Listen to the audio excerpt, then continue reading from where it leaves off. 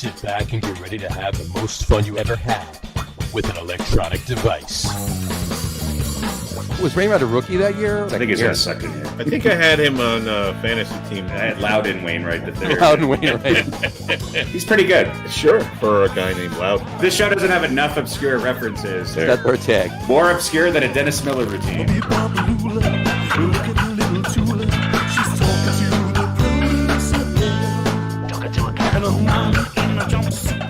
All right, everybody, welcome out to the Logger Room. It is Wednesday, November 18th, 2020.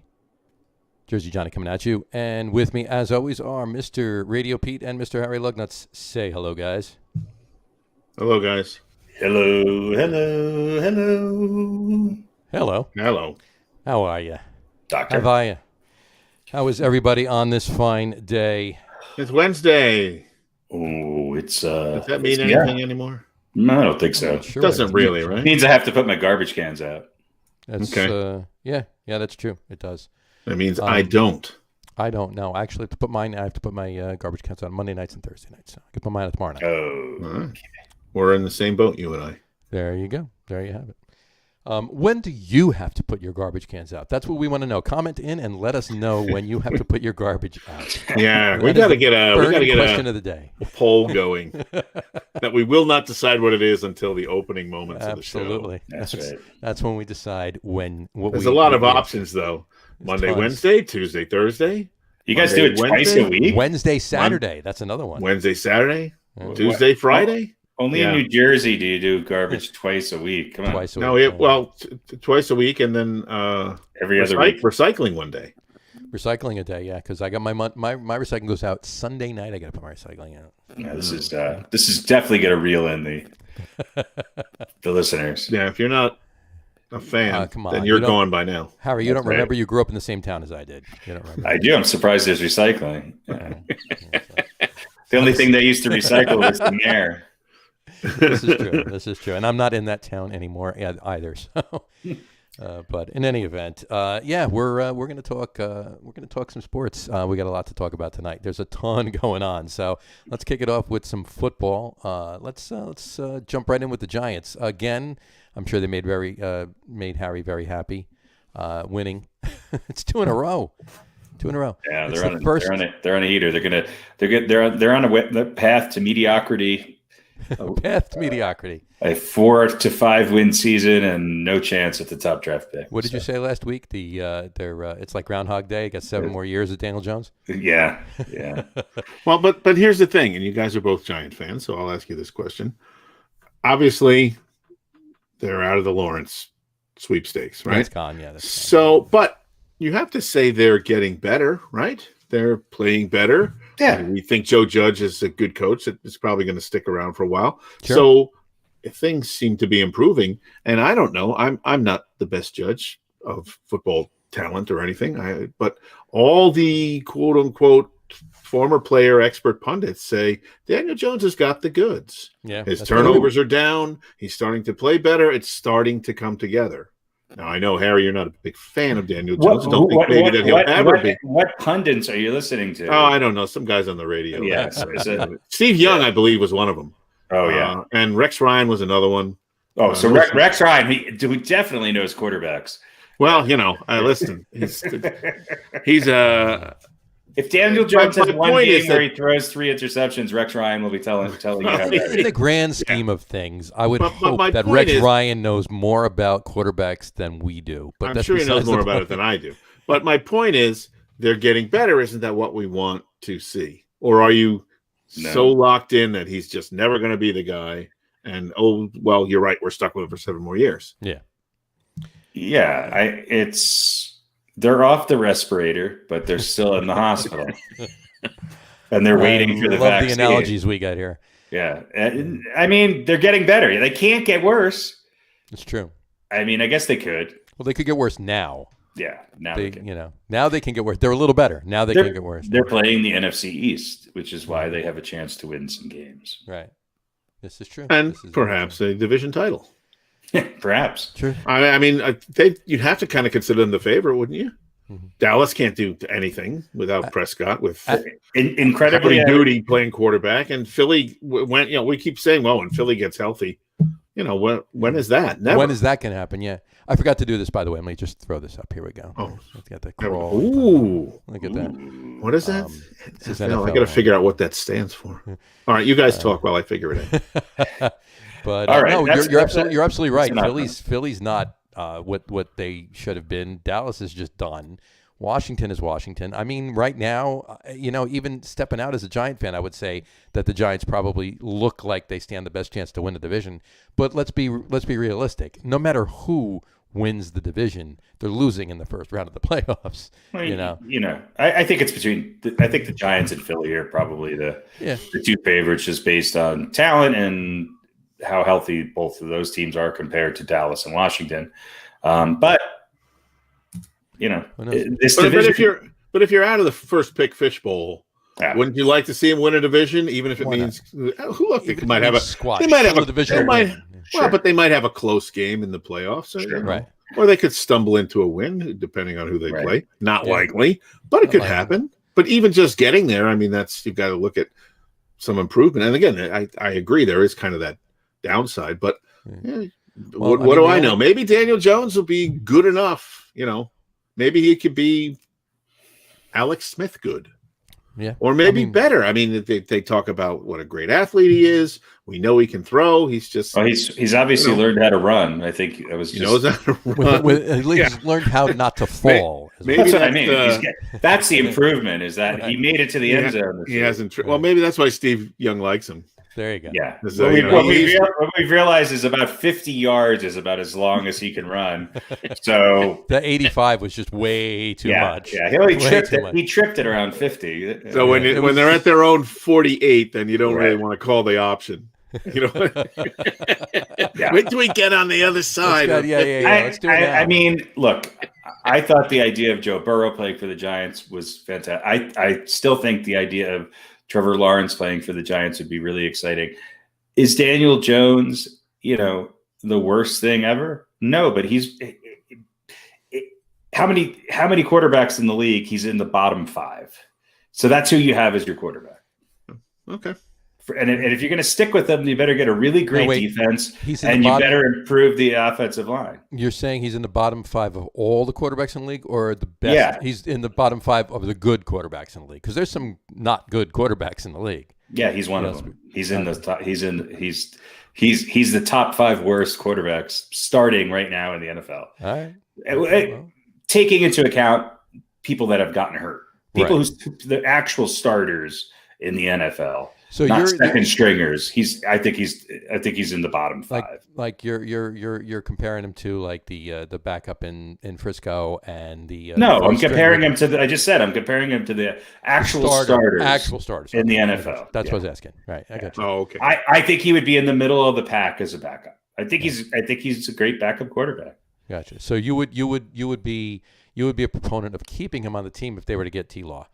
Well, I mean, as a backup.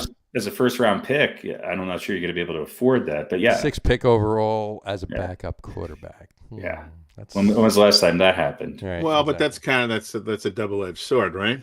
Right. If you don't keep him, then you've potentially wasted that pick. If you keep him, they go, well, this is 6th pick, but you don't have to keep him past, I guess, his rookie contract. No. But again, you'd face that criticism. Yeah. But if he's not playing, then what does it matter what pick he was? It doesn't matter, because by the time his rookie contract's up, the way the NFL is going, we're going to have 7'3" quarterbacks, and they're going to run for 187 yards a game. Right. So, they're just going to be, what they're going to do is they're going to just line up a bunch of linebackers, not linebackers. Right. They're going to allow them to line up as a wide receiver, and one wide receiver, one running back, and a quarterback, and then 8 other offensive linemen, and then there you go. All right. So that's something to look forward to. That's interesting. Something to look forward to. All right. So the Giants look better. Prove me wrong. If you're an NFL team, okay, and you're the coach or owner of an NFL team, would Daniel Jones, out of all the quarterbacks that are currently playing, including the ones that have been injured this year, would he be in your top 20 to start on your football team? No, he might be in the top 20. I might take him in the top 20. I wouldn't take him in the top 10. So there's at Definitely least 18 or 19 people that are better than him. That's all. That's all I'm saying. That's true of a lot of guys. That's true of a lot of guys, though. I mean, once you get past, how many starters are there in the league? 32. Well, 32. Yeah, I mean, once you get past the top, so I would argue that he's not even in the. I don't even think he's in the top 26, 27. Yeah, I think that's my opinion. Nothing has changed on that front. Yeah, he's played a little better. All right. Well, he hasn't been awful.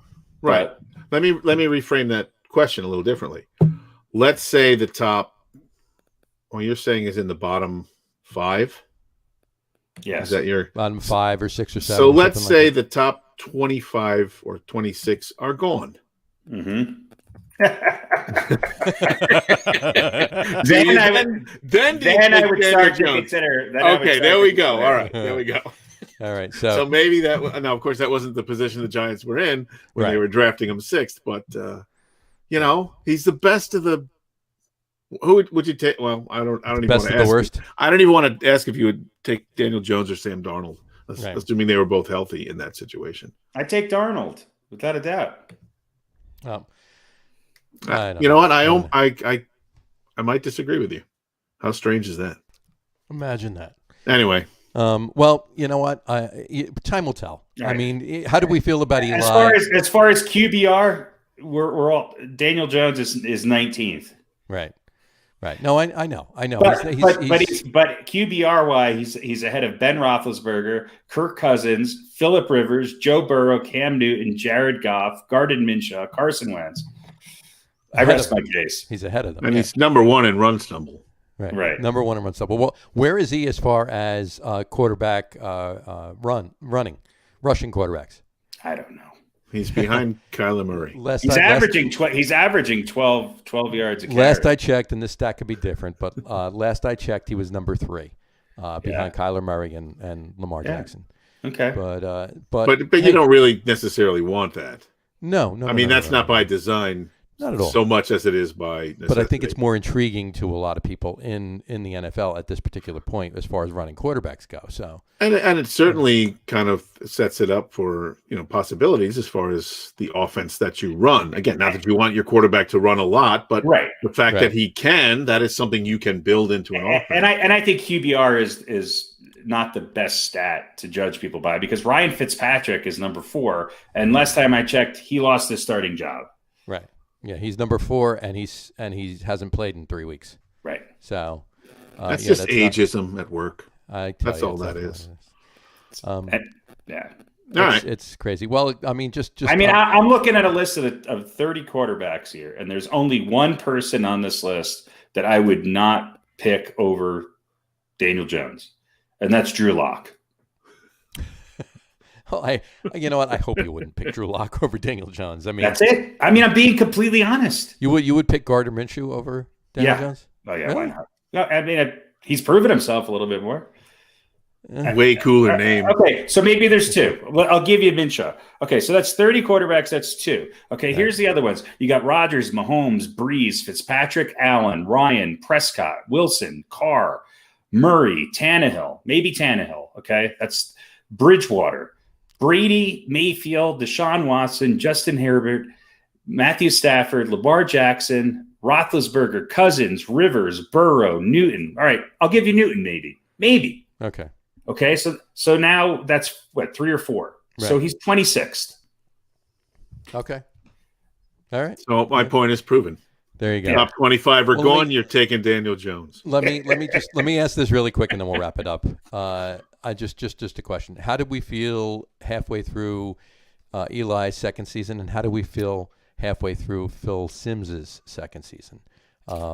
Halfway through Phil Sim's second season, I think I was still wearing footy pajamas. So no, you weren't. What was Phil's? When did Phil Sim start? You were almost 78.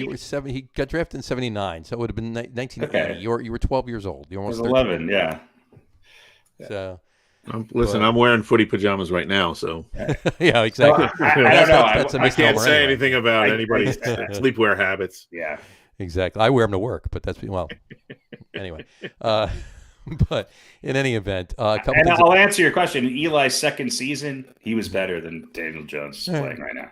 No, but I mean, yeah, he was quarterback-wise. He was quarterback numbers, actual traditional quarterback numbers. He was better. Yes, he definitely was. But what are we looking at? Untraditional quarterback numbers? The intangibles, the running, the scrambling, the getting out of the pocket. In other words, was the attitude about him, the general attitude about him, hey, he's getting better, I think this kid's got something, or was it, I don't know, I just don't know. Yeah, I think maybe he's never going to make it. I think the attitude was this guy's the future of the organization, right?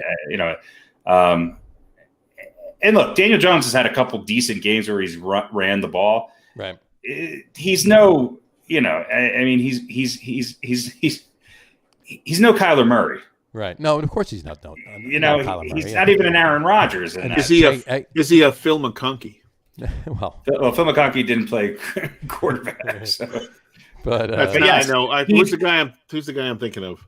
Jeff Hostetler? Hostetler, yeah. Is he Jeff Hostetler? No, Hostetler won a Super Bowl. Hostetler was maybe, quite possibly the single season quarterback change in the history of the NFL. The Giants would not have won that Super Bowl in 1990 if Phil Simms did not get hurt. Absolutely. No. I agree. And Harry, you've heard me say this time and time again for the last 30 years. If Phil Simms does not get hurt in the Buffalo game, the Giants do not win the Super Bowl. I don't think the Giants get to the Super Bowl. Yeah. No, they lose the 49ers game in the championship game. And Hostetler went on to have, a decent season with the Giants after that. And then obviously with the Raiders, he played. I mean, he got hurt.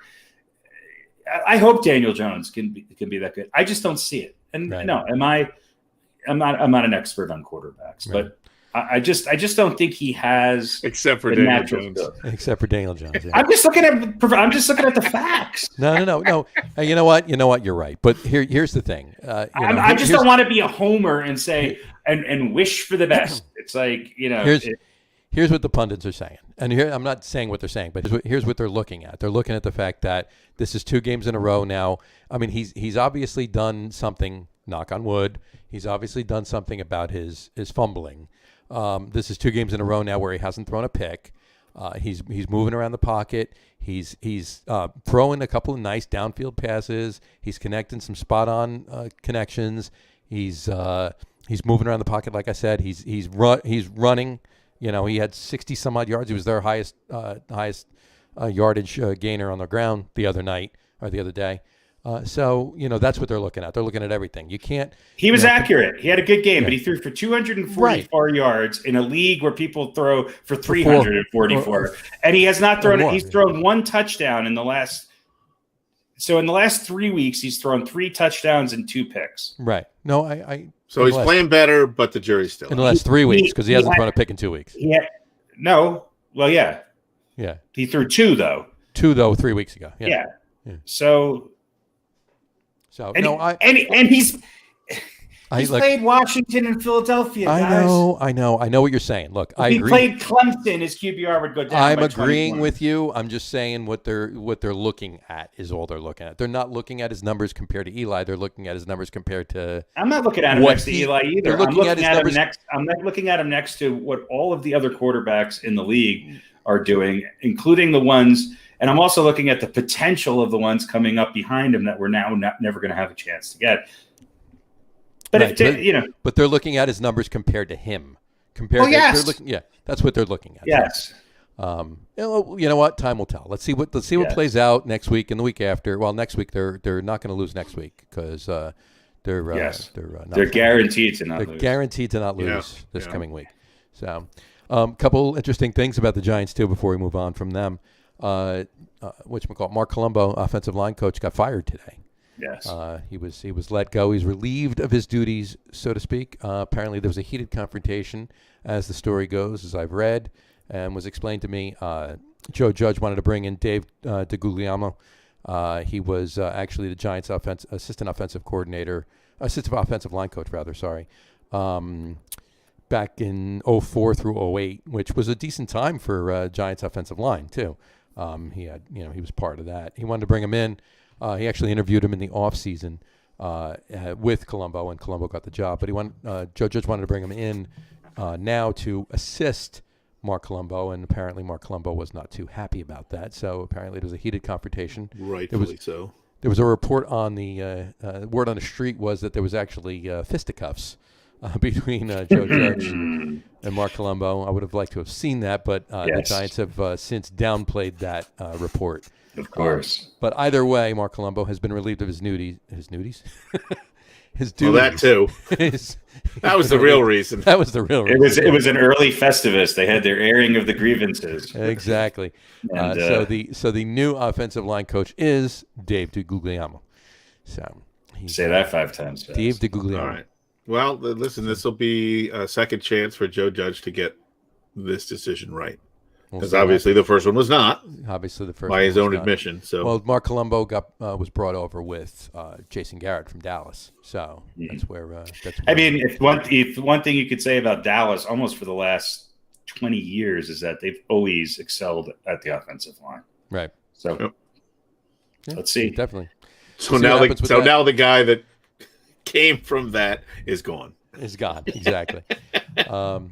And another quick, interesting little tidbit too. Remember DeAndre Baker? He was one of the Giants' three first round picks last year. Sure, decent rookie. Looked like he was definitely part of a upstart of the in the defensive backfield, secondary rather.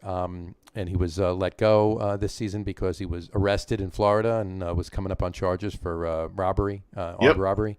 Apparently now obviously since he's not a Giant anymore, he was cleared of all of those charges and he just signed with the Chiefs. What do the Chiefs have a roster that's bigger than everybody else's? Apparently, he was actually, in all fairness, he was signed to the Chiefs practice squad. Okay, so he'll I'm sure he'll find a way into a game. If somebody gets hurt, or give him a couple of weeks, and he'll be right. Somebody made up the story about him. It was completely. I heard it was completely fabricated. Yep. And it's taken him this long to clear his name. Yep. But of course, the Giants, as pretty much with every other team, you're guilty until proven guilty. Guilty until proven anything. And so they cut him loose. Yep. Just see ya. Goodbye. He hired Rudy Giuliani, and all is fine now. He did a brief stint at the Four Seasons Landscaping, and now he's on the Chiefs practice squad. This is the third podcast in a row that Four Seasons Landscape has made his way into. Anyway. And our podcast is brought to you by Four Seasons Landscaping. For all your landscaping and press conference needs, Four Seasons Landscaping. They don't know it, but it's brought to you by them. But it's brought to you by them, yeah. Get yourself some Pete Moss and go next door and get yourself something else. It's only $1 a basket. Anyway. But in any event, so that's the Giants news for today. The Giants report. That's the Giants report. Let's move on to the Jets. What do we have to say about the Jets there? All right. Well, I know you wanted to say something there. I'm trying to remember what it was. No, the Jets were off last week, so there's not really a lot to talk about. Listen, I don't think there's any way that you could say there's not a plot to just wallow in horrificness. But they sort of, as the Jets usually do, shot themselves in the shoulder this time.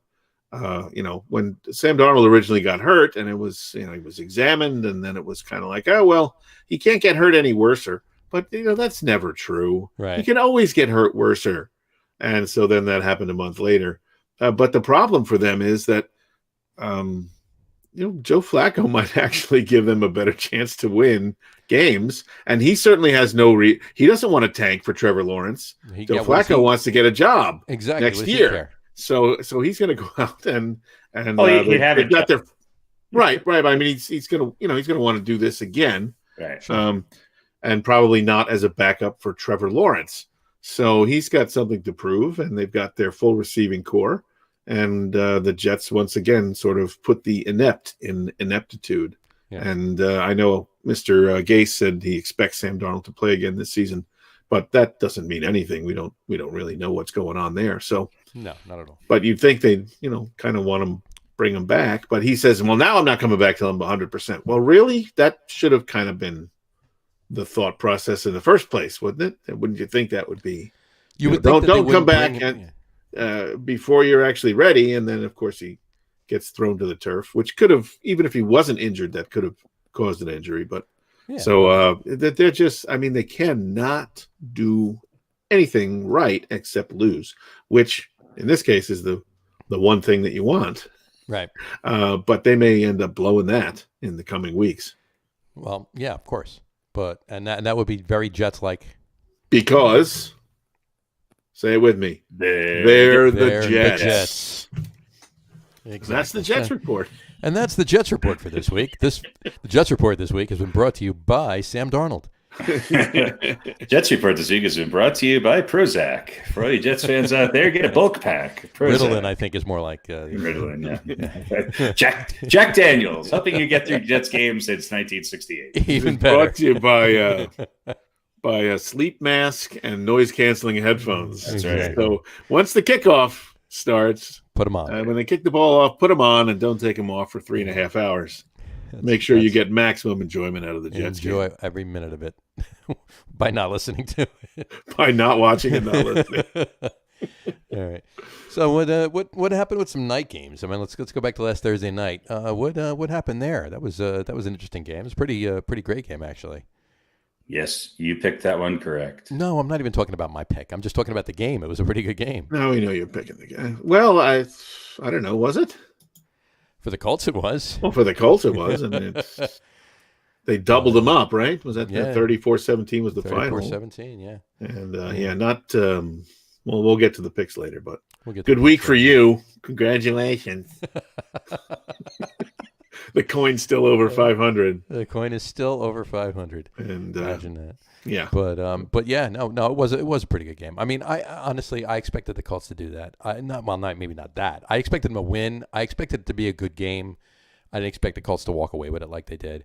But it was just typical Phillip Rivers. I mean, they win a game, they lose a game. They win a game, they lose a game. They're right there in that division.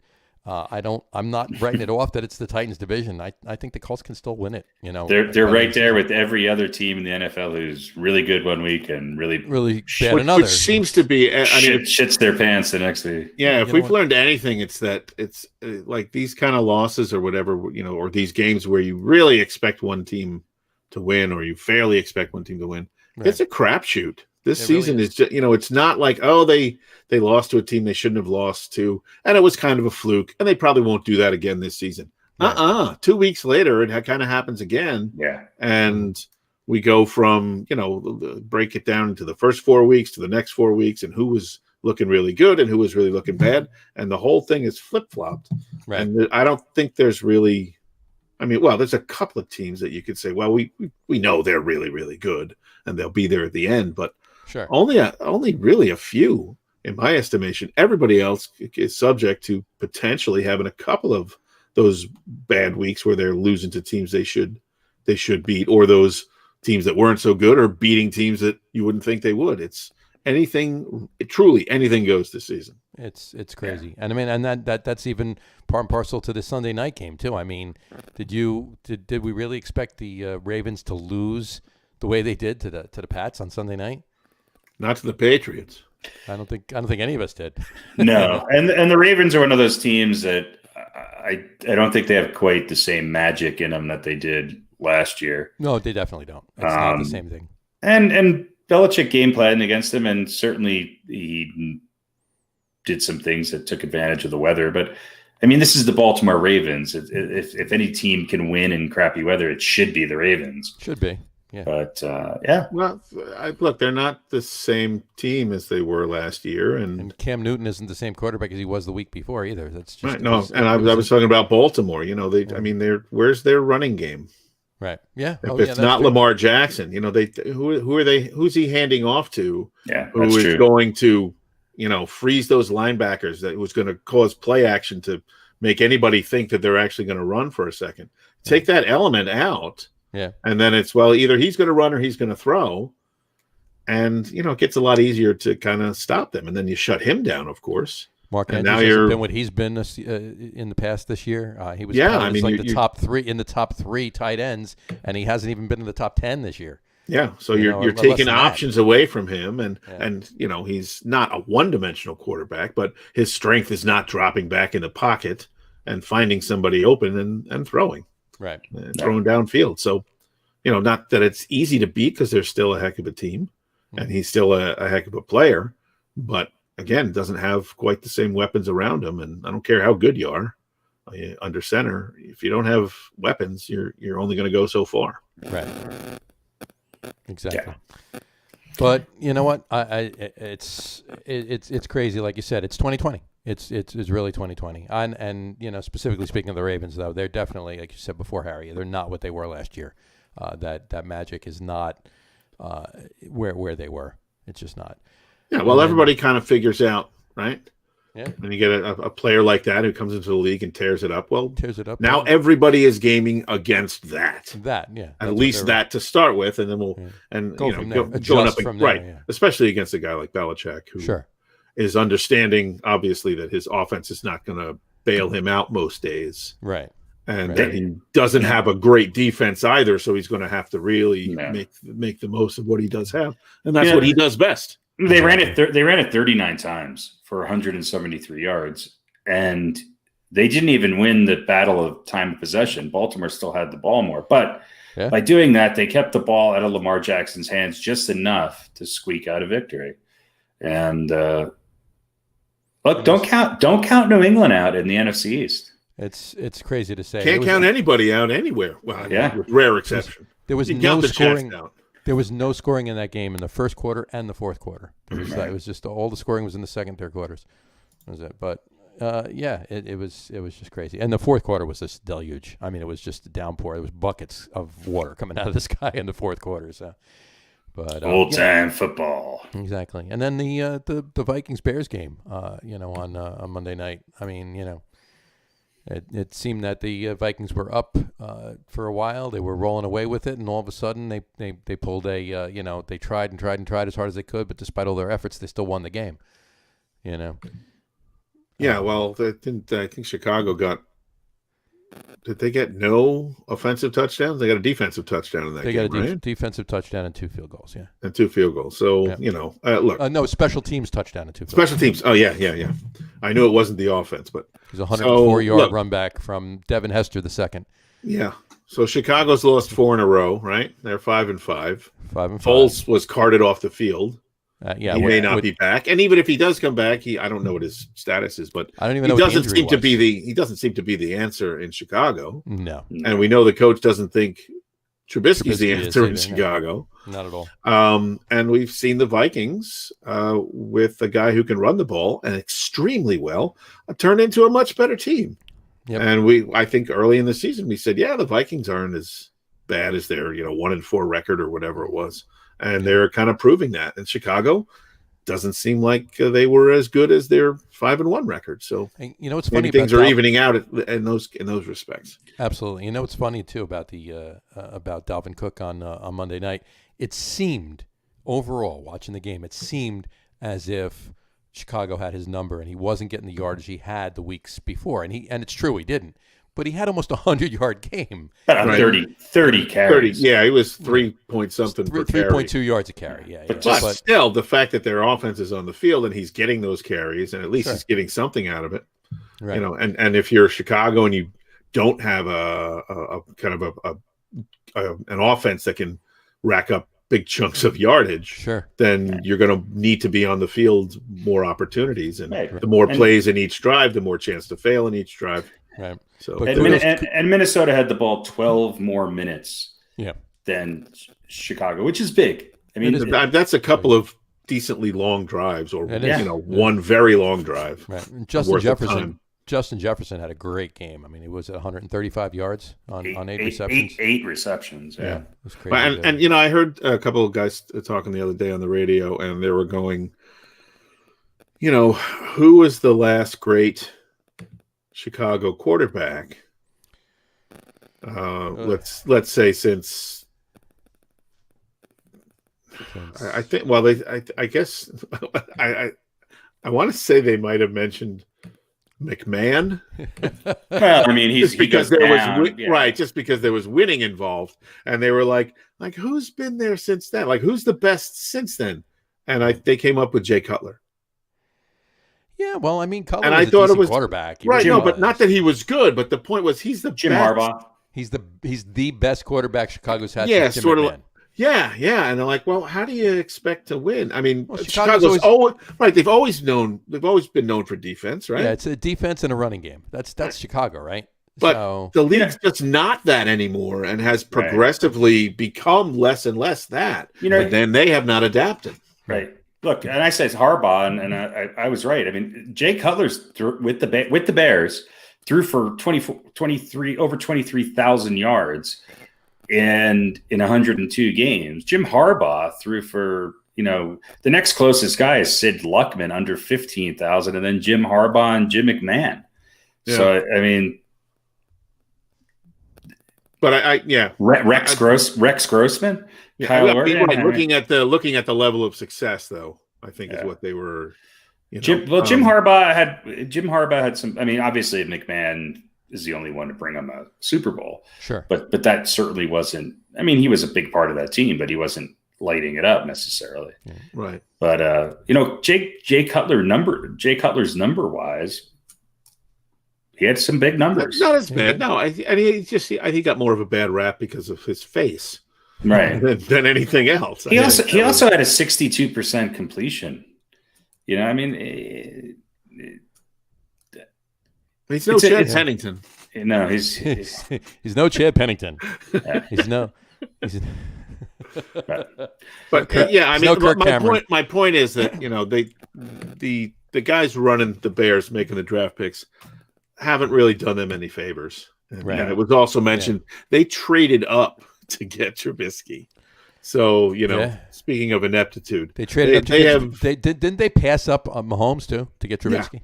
Yeah. I think so. Yeah. So they screwed the pooch on that, but over the years they have not, over the decades now, they have not done Chicago fans or the team any favors as far as bringing in, the most important player on the field or, the toughest job in any pro sport in the world. And they haven't done a good job of A, bringing somebody in, and B, necessarily surrounding with the right talent. Right. So you have reason to be angry if you're a Chicago fan. This is true. You do. Who's going to start this week for them? That's what I want to know. I don't know. I mean, Trubisky was just out. I mean, he might be able to come back this week. I think he's able to come back, or they'll get. Tyler Bray is who came in for. Tyler Bray came in, and Who was the guy that the Jets had last year? Was it Fales? His name was Fales or something. Perfect name. Put him in there. And now for the Jets, starting at quarterback, Epic Fails. Oh, I'm sorry. It's Eric. Eric. I'm sorry, Eric. I thought it was the P. Either way, his nickname is Epic Fails, but his real name is Eric. Eric Epic Fails. And actually, the Jets are they're forfeiting. They don't even want to. They don't even want to try. Take the game. It's all yours. You're good to go. You just see him over on the sideline praying. I don't think either of these teams make the play. I mean, Minnesota has a chance, but this is obviously Green Bay's division to lose. Yeah. And Green Bay's the number one team in the NFC right now. Well, of course, yeah. I mean, yeah. And you've got to consider the limitations of Kirk Cousins until he proves otherwise. Although he did get the Monday Night Monkey off his back, but finally, and after nine, he has not lived up to his contract. No, he hasn't. But he had a pretty good game. And he's had some great games through his career. He was at the end of it. I mean, he's in the best. He's on a team right now that is the perfect match for him because they can control the ball, they can run it. They don't necessarily need him to throw it, 55 times a game. Although he threw it 36 times, right? Which I guess is just slightly over average now. That was the right place for him to go. It just took a couple years to kind of get to. I mean, you could say, the last couple of years they've sort of been on the cusp there. So that was the right decision.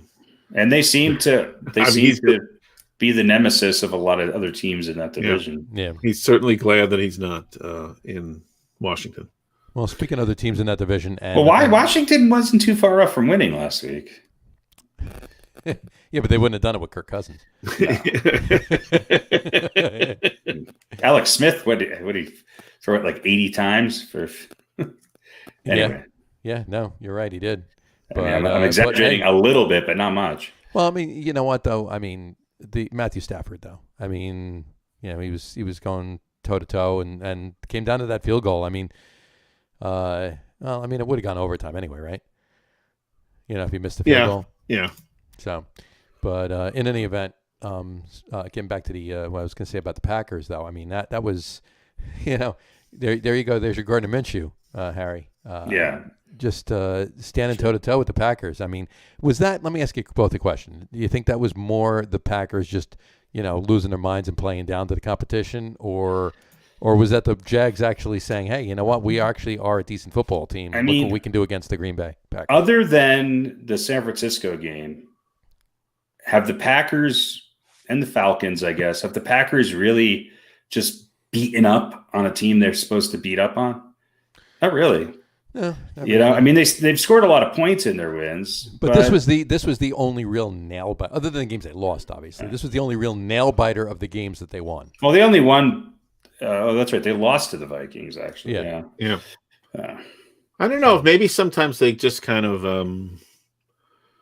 maybe they just don't go all out. They figure they're going to win, or they figure, well, if something bad happens, we can kind of turn it on late in the game. I mean, sort of the way Kansas City does, and maybe that just doesn't always work out for them, and you end up with a close game like this. Yeah, they're counting on a burst that just kind of doesn't appear. I mean, they could very easily go 14-2. Listen to the rest of their schedule. They have the Colts. They're at Indianapolis, which is going to be a little bit of a tough game. Then they have the Bears, the Eagles, the Lions, the Panthers, and the Titans and the Bears again. Right. I mean, all right, let's say they lose one of those, maybe the Titans or the Colts, 13-3 or 14-2. That's probably going to get them the best record in the NFC. I would say the only game that on that list that's there that is going to be a tough game is the Colts, and that's this weekend, right? If I'm not mistaken. And then and they might completely turn around and look at us and say. Or not look at us and say, but they might turn around and blow them out. Put the Colts and then lose to the Bears, and then lose to the Bears. Yeah. Right, exactly. With Trubisky or Bray in, at quarterback. Yeah. But hey, you know what? It's 2020, and the same holds true for pretty much everybody in the league. Aaron Rodgers has as much talent as he's had in many, many years around him right now. I think the key to Green Bay is their defense, which is not bad, is their defense holding up in high-scoring games and being able to get the ball back in Rodgers' hands so that they give him a shot to win these close games coming down the stretch in the playoffs. And I think Green Bay is positioned to do that. I think they are. You talk about the defense. I mean, they lost two guys to the Giants between Martinez and Fackrell, and they're playmakers for the Giants. So I think their defense is a little weaker than it was last year, but it's still good. It's still sufficient, and I think they're. I think right now, I said they were neck and neck with Seattle. I don't like what I'm seeing with Seattle for the last few games, and maybe they turn it around, maybe they don't. Who knows? But this week will be a big test for Seattle. Tomorrow night's game is definitely going to be a huge test for Seattle. And part of me wants to say, and we'll go into it with our picks, but part of me wants to say this is the game that you expect the Cardinals to win, but this is a game that I would not surprise me if Seattle bounces back and wins at home. Yeah, it's kind of wondering if. Was Seattle really that good early on, or maybe teams were just not that good and they're kind of catching up now? Are they kind of going through a little bit of a dead period here, and will they sort of rebound and get better the last couple games? It's their defense. Yeah, I always thought that people talking about how powerful the Seahawks offense was a little bit off base. I think they're good. I don't think they're in the league of the top. I don't even think they're in the top 5 or 6 offenses in the league. Right. Yes, Russell Wilson and the game's on the line can do things that other quarterbacks can't. Right. It's all going to come down to, can they use the personnel they have on defense right now to be able to game plan to just keep them close. And I think that's really the key. Their defense is giving up a lot of points. They are, and that's their downfall. Obviously, is their defense. With what happened with the Bills the other week, that was crazy. The way they played that game, I was shocked that was Seattle that was on the field. But the Bills are a team that I'm not taking anything away from the Bills. The ball bounces one way last week, and a couple of weeks ago, it bounces another way. We're talking about the Bills being in the top 4 or 5 teams in the league. Yeah, and they still might be. And speaking of the top teams in the league, let's go over to the Steelers. Are they for real?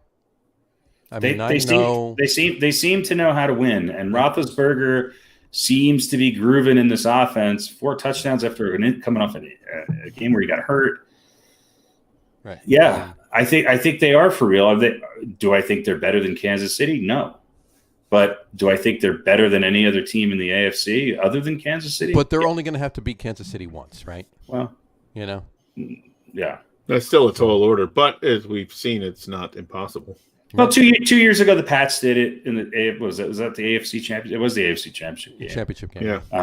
So I could picture. I mean, I think this Steelers team is as good. It's going to take Kansas City maybe having an injury or two, and maybe Mahomes turning the ball over in a way that he typically has not. Right. But yeah, the Steelers are a pretty good team. Yeah. Well, the Raiders beat Kansas City this year, right? Is that correct? They did. The Raiders they play again this week. And the Chiefs are not happy. I'm sure they're not. Yeah, that's going to be a telltale. It's the Chiefs' only. It's the Chiefs' only loss. Well, and the Raiders supposedly did a victory lap in their bus after the game. Which is so because the one thing you want to do is you want to motivate Kansas City. Yeah, they don't have reason. You're right. You want to poke that bear. Right. Well, and you've already given them motivation by ruining a perfect season for them. Right. So you want to taunt them on top of that. Yeah. How do we feel about the Dolphins? I was just going to bring that up too. They're going to probably win the AFC East, right? It looks that way. It really does look that way. I mean you know what? New England's going to have to catch up. New England's got to play catch up. The Bills, I don't know where they are right now. Are they down, up?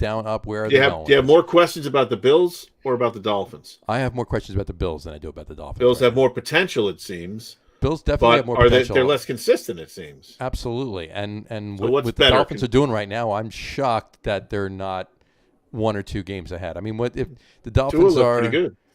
I mean, the Bills are off this week, right? And the Dolphins are playing. The Dolphins win this week; they're tied, and the Bills have the tiebreaker because they had won the one game against. They won the first game against the Dolphins already, but they're both 7-3. So I think I said at the beginning of the season that was the Bills' division to lose. I still think it is, but watch out for Miami. So I think you're right. I think if it's not for literally a Hail Mary. We're talking about the Bills being 8-2 and only losing to the Titans and the Chiefs. I still think the Bills are a better team. However, I think the Bills need to find a way to win these close games.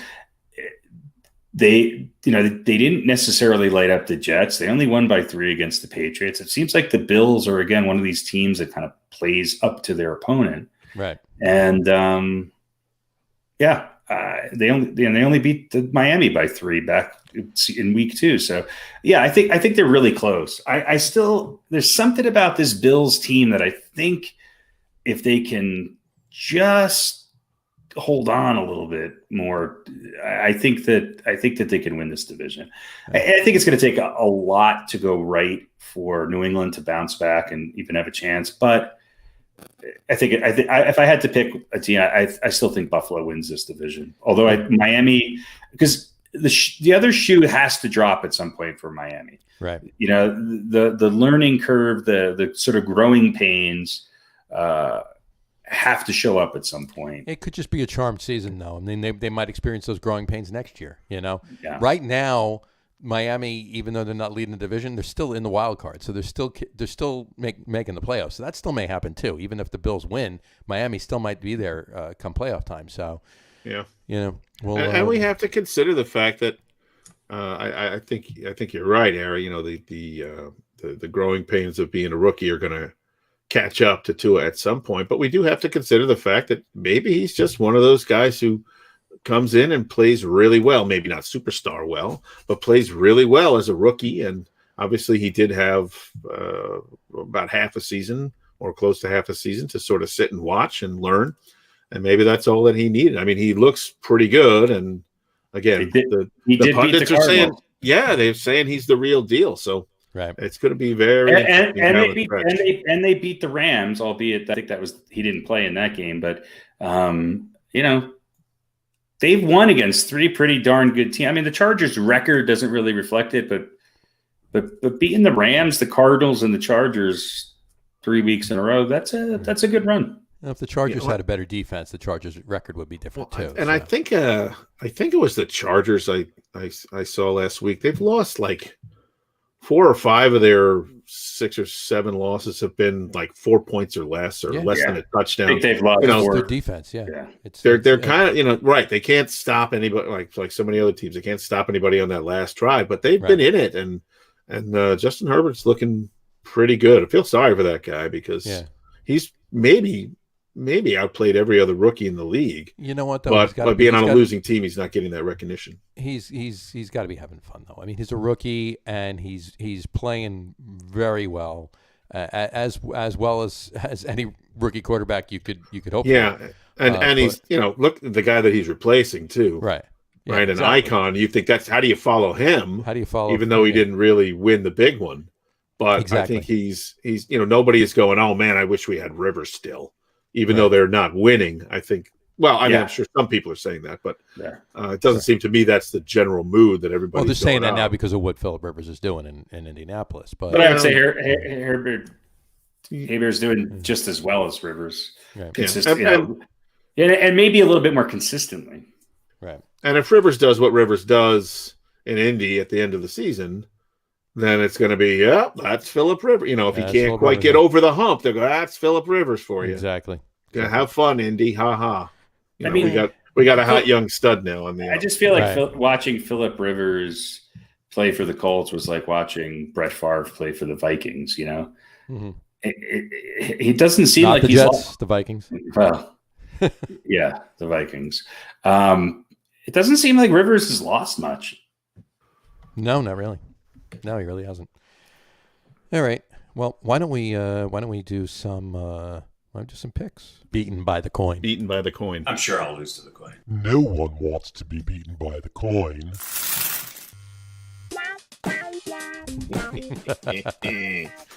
All right. Quick recap of Week 10.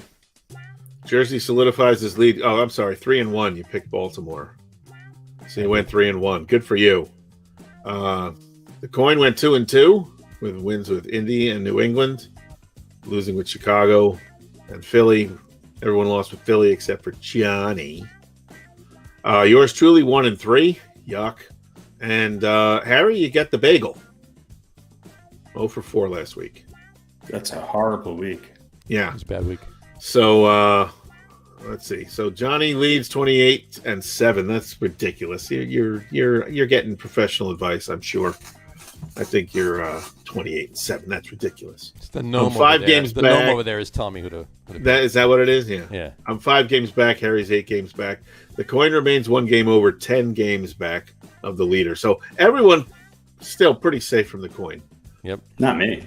Well, it's a couple games.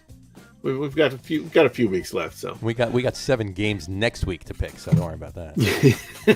Yeah, we've had a lot of 4-game weeks. So we got three Thursday games next week. So we got a lot of games next week. Yeah, it's hard to get a swing if you don't have the full slate.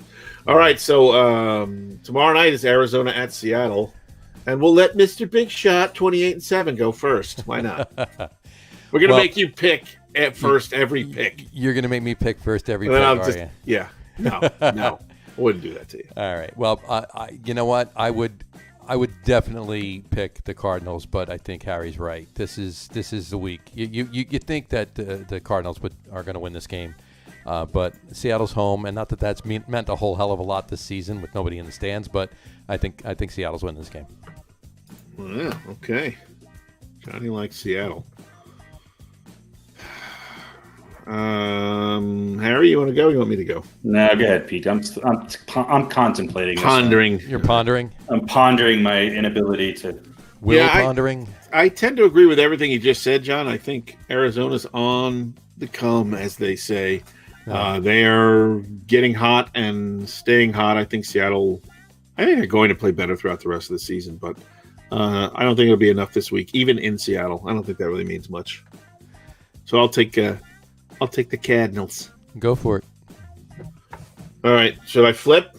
I'll give Harry another second. No. Okay. Go ahead. If you want to do the coin, go for it. Okay.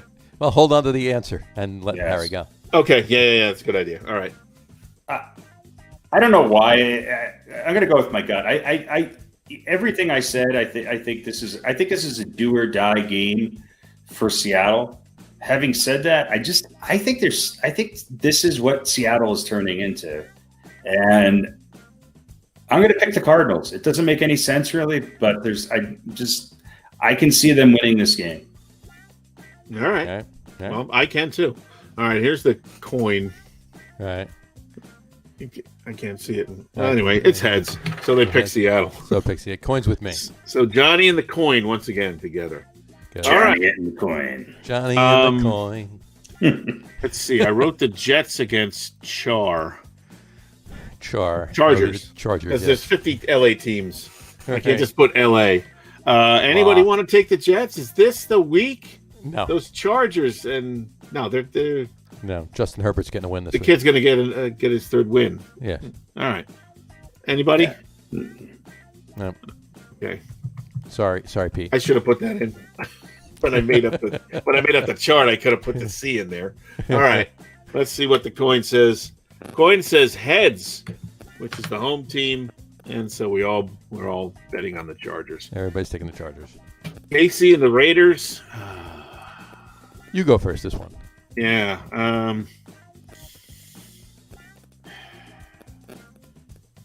Raiders are looking good. Chucky is having reason to have that smirk that he has, but I don't think they're going to do it twice in a row. I think KC understands that they got a lot on the line, whether they can lose or not, or can afford to, I should say. So I'm going to take the boys in red over the silver and black. I have to agree with you. Raiders aren't sweeping the Chiefs this season. So No, that's a pretty tall it's not order. going to happen. Yeah, the Chiefs are going to win this game. In fact, I think the Chiefs are going to go in there, and I think you're going to see the best Chiefs performance of the year. right, Whatever the spread is, Chiefs are winning. Definitely take the over. take the over. All right. All right. And the coin says heads. Coin likes the Raiders. Coin likes the Raiders. They're Raiders. Why not? What is the coin now? They picked the Jets 2 weeks in a row. This is Stupid true. Coin. This is true. All right. The Rams. Barn burner. Another barn burner. The Rams at Tampa Bay. Rams at Tampa Bay. What did we say last week? Tampa Bay should win this one.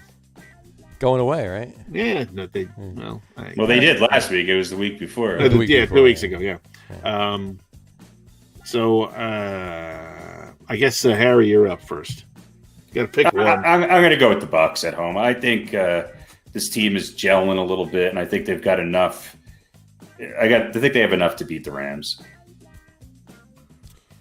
I'll agree. Yeah, that's a consensus. I think the Bucs get a win here. The Rams are gonna. It's gonna be a good game. The Rams are It'll gonna be a play good tough. game. The defense is gonna be tough. Brady's gonna have his work cut out for him, but the Bucs are gonna win this game. Yeah, I don't. Look for Mike Evans. Look for Mike Evans to have a good game. After that first week with Antonio Brown, have you noticed how much Brady's targeting Mike Evans? Absolutely. Yeah. All right, let's see what the coin says. Coin says tails. Rams. So going for the Rams. Coin's going against the three of us. The coin. Well, listen. Let the coin pick up a game.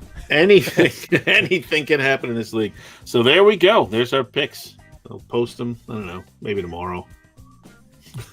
That'll work. Maybe after the Thursday night game. Who knows? Before I think I posted them yesterday. You know, this could be the week where the coin passes me or ties me, because these games could all kind of, with the exception of maybe the Jets, these games are all you and the kind coin of toss-ups. You and No the pun coin intended. only agree on one game this week. Yes. So there we go. So if the Rams the Raiders and Seattle have good games, you might fall below at the least coin. at least for the week. You'll be beaten by the coin. There you go. All right, there it is. There you go. Beaten by the coin. There you go. All right. Cool. All right. That brings us to this week's segment of top 10 lists. Shall we do our top 10 picks this week? Yes, top 10 70 sitcoms. Top 10 70 sitcoms. Are there 10? Oh, yeah. Oh, it's definitely 10. Without Top a 10 doubt. 70 sitcoms. Definitely. Yeah. Absolutely. Now we're going to do top 10 wide receivers in NFL history. Top 10 wide receivers in NFL history. So why don't I kick it off? What do you think, guys? Should I kick it off? Sure, go ahead. Yeah, Why go not? ahead and kick it off. I'm going to kick it off. We're going to start with number 10. This week, folks, we actually do not have a tie for 10th place. We actually have somebody on their own in 10th place. So I will kick it off with none other than Megatron, folks, Calvin Johnson.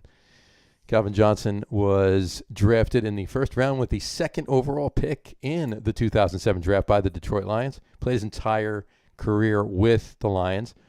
Tons of highlights. I mean, he was three-time first-team All-Pro, second-team All-Pro in 2010, six-time Pro Bowler, straight to 2010 through 2015. He was a member of the 2010's All-Decade team. He was a two-time NFL receiving yards leader in 2011 and 2012. Tons of accolades. I mean, it just goes on and on the list. Receptions leader in 2012, receiving touchdowns leader in 2008. He just his numbers are crazy, and in December of 2012, he broke Jerry Rice's single season record of 1,848 receiving yards and finished the 2012 season with 1,964 yards, an average of almost 123 yards per game. Insane year, crazy receiver. So that's it. What do you think? He's number guys? 10. And he's number 10. Yeah. Yeah. And, I mean, his career. There he is too, he folks. quit. Right there. It must be something with the Detroit uniforms, but he definitely retired way early. Yep. I think had he continued playing, there was a chance. I thought he was the only guy I could ever see passing Jerry Rice if he kept playing. Oh, I think he would have definitely and easily passed Jerry Rice if he kept playing. He's just an amazing player to watch play. And I think you're right. It's something with Detroit. They got to get out after a certain season. But I mean, he was having issues. His body was done playing. He was saying, yeah, it's time. But crazy good player. Crazy good. Incredibly physically gifted, and a guy that prototype for just throw it up there and let him go get it. And he did every time. And he did right, and he did. Yeah. You could say DeAndre Hopkins Megatroned it with that Hail Mary. Yeah, I was gonna say Calvin Johnson led the ABA in rebounding in 2010 as well. But let's use that as a verb now. Yeah, DeAndre Hopkins Megatroned it. He Megatroned it. Yeah. I like that. Or did he Hopkins it? Hopkins it. Well, that's later. Hopkins it. The next guy will Hopkins. That's right. Calvin Johnson, number 10. Let's go to number 9. Pat, why don't you give us number 9? Number 9 is Lance Ulworth, also known as Bambi, who started with the San Diego Chargers in both the AFL and the NFL when they joined leagues, and then ended his career with the Dallas Cowboys. He won an AFL championship early on with the Chargers, then won a Super Bowl championship later with the Dallas Cowboys. In fact, he caught a touchdown pass in that Super Bowl. He only caught 2 passes in the Super Bowl win, but he says they were the 2 most important receptions of his career. He was one of the guys, he was probably the first standout wide receiver, when the game really started to open up, when you started to see a little bit more of a balance between running and passing. He was literally head and shoulders above most other, I would say all receivers. And for somebody to have over 10,000 yards and 85 touchdowns, primarily playing in an era where the balance of run to pass was definitively skewed to the run, this guy was amazing. Here's some things that I think are really interesting. He had the most games with 200 plus receiving yards. He was the fastest to 5,000 career receiving yards, the fastest to 6, 7, and 8,000 career receiving yards. He had the most receiving yards in the first 50 games, most receiving yards in the first 75 games, most touchdown receptions, and most consecutive seasons with 11 plus TD receptions. He did that 4 times. Just kind of a groundbreaker. Not a lot of people really remember him because he did sort of play most of his time in the AFL and then, most of his career with the Chargers. But it was nice to see him end his career playing with Roger Staubach and winning a Super Bowl. But certainly a groundbreaker and one of those players who was just beautiful to watch. I mean, obviously it was before our time, but watching game film of this guy is just. He was really, really graceful. He was just an incredible route runner. Well, there you go. Number 9, Lance Allworth. Yeah, good job. Why don't you bring us to number 8 there, Pete? All right, number 8. Maybe not the original jerk, but certainly one of the best in league history. The guy that you love to hate and who seemed to make it one of his goals in life to just be a nemesis for your New York Giants. Absolutely. You loved him off my list. Yeah, you loved him or hated him with San Francisco. You hated him with Philly. You hated him with Dallas. Terrell Owens, 6-time Pro Bowler, 5-time All-Pro in the Hall of Fame. There's a picture for you. Let's see. Yeah, there we go. I didn't give you the Cowboys pictures.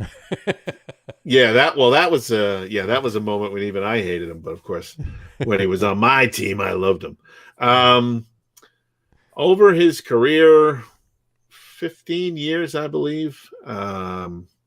Let's see, 219 games started, 1,078 receptions, just shy of 16,000 yards, and 153 touchdowns. He had 2, 3, 4, 5, 6, 7, 8, 9 seasons over 1,000 yards receiving. He was just as unstoppable at times as anybody in the game, and despite his antics, anybody would have taken him on their team. Yeah, maybe not the Giants, but most people did too. He was on yeah. Well, listen, I think he played with Buffalo and Cincinnati late in his career, and right. Actually had kind of a productive season with Cincinnati, but they really didn't have anybody else to throw to. But again, just a guy that chafed almost everyone around him, but an undeniable talent and really one of the all-time receiver divas and deserving of everything that comes with that title because he was just that damn good. And far less the rest. Far less. Yes. Yeah. He didn't attend his Pro Football Hall of Fame induction, did he? No. And, he boycotted it. He should have sent a Native American, like Woody at the Oscars or Marlon Brando at the Oscars. Somebody, yeah, exactly. But crazy. Yeah, well, you know what? Absolutely. Personality aside, I mean, I think I had him highest on the list of anybody. You had him higher than you had him higher than me because he would have slotted in around 11 or 12 for me, so he didn't make my list. So. Yeah, I think I had him at 7. Maybe. Yeah, I think I had him at 4 or 5, but his numbers are, and people remember him with Dallas, I think, because it's Dallas and it was a much higher profile. Right. But he really carried that 49ers team for a while there. He definitely did. And you know what? I mean, my favorite footage of him though was news conference after the Cowboys lost to the Giants in the divisional game in 2007. Talking about Romo. It's my quarterback, man. But feelings aside, his numbers were great. He was just a really good receiver. He really was. And yes, I guess deserving of the list. Wasn't on mine, but yeah, he should be on there in some form or facet. So and as a as an announcer and a commentator, he makes Keyshawn Johnson seem like Charlie Rose. I thought, isn't that the new team That's up, Keyshawn It's Johnson and Charlie Rose show? It's the new NPR. Yeah, actually, it's Keyshawn Johnson and Terrell Owens on All Things Considered on NPR. Oh man, that's Well, great. they're bringing back Crossfire. That's Yeah, right. yeah. Yeah. There They're you going go. to That's what it is. put those two guys on Put there. those That's two right. guys in Crossfire. That should prove to be interesting. Throw Plaxico Burress in there, and you got a great show. Yeah. Crossfire. Just make sure you have a metal detector. It's like Crossfire, only with more fire. Or more. Yeah. Yeah, maybe we don't want to invite Plexico Burress to anything with Crossfire, and it's Show up. yes. I'm ready. Let's go. Yeah. All That's right. not what we meant, Flex. Yes. We'll Here, be please early. put on your steel-toed boots and sit over here. I gotta love it. Anyway, number 8, Terrell Owens. All right, I'll take number 7 on that note. Folks, number 7 is Mr. Chris Carter. Mr. Chris Darren Carter. That's his name. I did leave out the middle name on the other one. Chris Darren Carter. Chris Carter was drafted in the supplemental draft in 1987, round 4, by the Eagles. Folks, he you remember him on the Vikings, but he was drafted by the Eagles in the supplemental draft, and there he is right there. He was an 8-time Pro Bowler once he got to Minnesota. He had a couple of decent seasons, not so much his rookie year, but he had a couple of decent seasons. He played for 3 years in Philly, and then in 1990 he went to Minnesota for 12 years, and that's where he shined. Just an insane receiver, 8-time Pro Bowler, 8 years in a row, 93 through 2000. He was 2-time first-team All-Pro, second-team All-Pro in 95. In 99, he won the Walter Payton NFL Man of the Year award. He was the NFL receptions leader in 94, 3-time NFL receiving touchdowns leader in 95, 97, and 99. Part of the NFL 1990s All-Decade team. And his number 80 in Minnesota is retired. He's part of the Vikings Ring of Honor, and he's in the Pro Football Hall of Fame. Didn't make it the first couple of years. Actually, I think it was 4 or 5 years took him to get in there, but he eventually did. And there was there's some criticism as to why he didn't go in his first or second year, but just crazy good numbers. Again, he had some injuries too, and then he came out of retirement basically in October. When he left Minnesota, he tried out for a couple teams. Then came out of retirement in October of 2002 and joined the Miami Dolphins for the rest of that year and had a few good games. Didn't catch a lot of balls, didn't have a lot thrown to him, but did make a statement enough to bolster his numbers. He just was he was fun to watch too. He really was. Just kind of Mr. Consistency. Yeah. And great hands. Great hands. Probably for future generations, a guy who is not as well known as he should be and sort of underrated, but no denying his talent. The Vikings have had some good wide receivers over the history of their team. I mean, you look at him and Ahmad Rashad and Randy Moss, and that's a pretty good list. Yeah, that's a nice trio right there. Yeah, if they could have only had a time machine and had them all play at the same time. That would have been nice. That would have been really nice. Yeah, I mean, he was part of that run for the Vikings. I mean, they were relevant. The Vikings were relevant throughout the 90s, and he was a big part and parcel of it, no matter who the quarterback was. I mean, they ran through quarterbacks throughout that time. I mean, he was one of the main consistent players. I mean, I think at one point Jim McMahon was the quarterback of the Vikings. Was it 93, maybe 94, somewhere in there. Mm-hmm. But yeah, 90. I remember sitting at Giants game in Giants Stadium back in, I think it was 97, and Giants had the game won, and the Vikings just stormed back, and he was part of that game, and they won. Vikings won by a point. I was not a happy camper. No. In fact, I think you were there that day with me, and it was not a pretty it's not a pretty sight for me. No. So. It's almost as bad as Flipper Anderson running through down the corridors of Giant Stadium.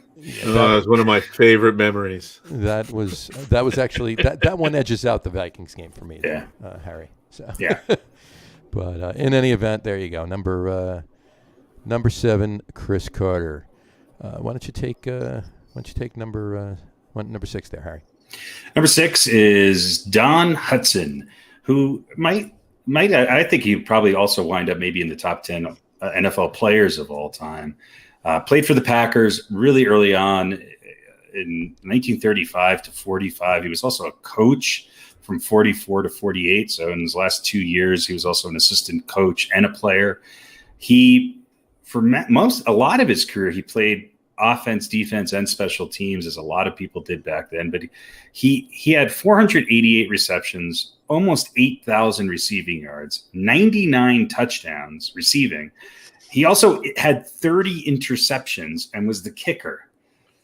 And he was a 3-time NFL champion, an 8-time All-Pro, 2-time NFL Most Valuable Player, 8 times reception leader, 7 times receiving yards leader, and 9-time receiving touchdown leaders.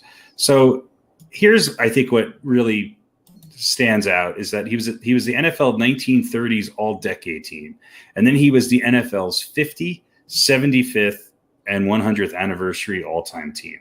Yeah, I mean, talk about somebody who was part of those Green Bay Packers teams that revolutionized the game. Those numbers are incredible. For 90, almost 100 touchdowns in a 10-year or 11-year career back then, that's incredible. Yeah. While playing defense and kicking. Yeah. And oh, by the way, I'll be an assistant coach as well. Right. That's like Bugs Bunny first base, Bugs Bunny second base, Right. Bugs Bunny. Crazy. Yeah, those old time players. I mean, they played every way they possibly could. They didn't want to leave the field. No. They really didn't. They just wanted to keep playing. All this with a leather helmet on. And exactly. Yeah, Just look at that picture. Look at that picture again. Look at that. Yeah. That's how he played the game. Yeah. No face mask, leather helmet. Yeah. He was the opposite of the what we're seeing today with receivers. Yeah.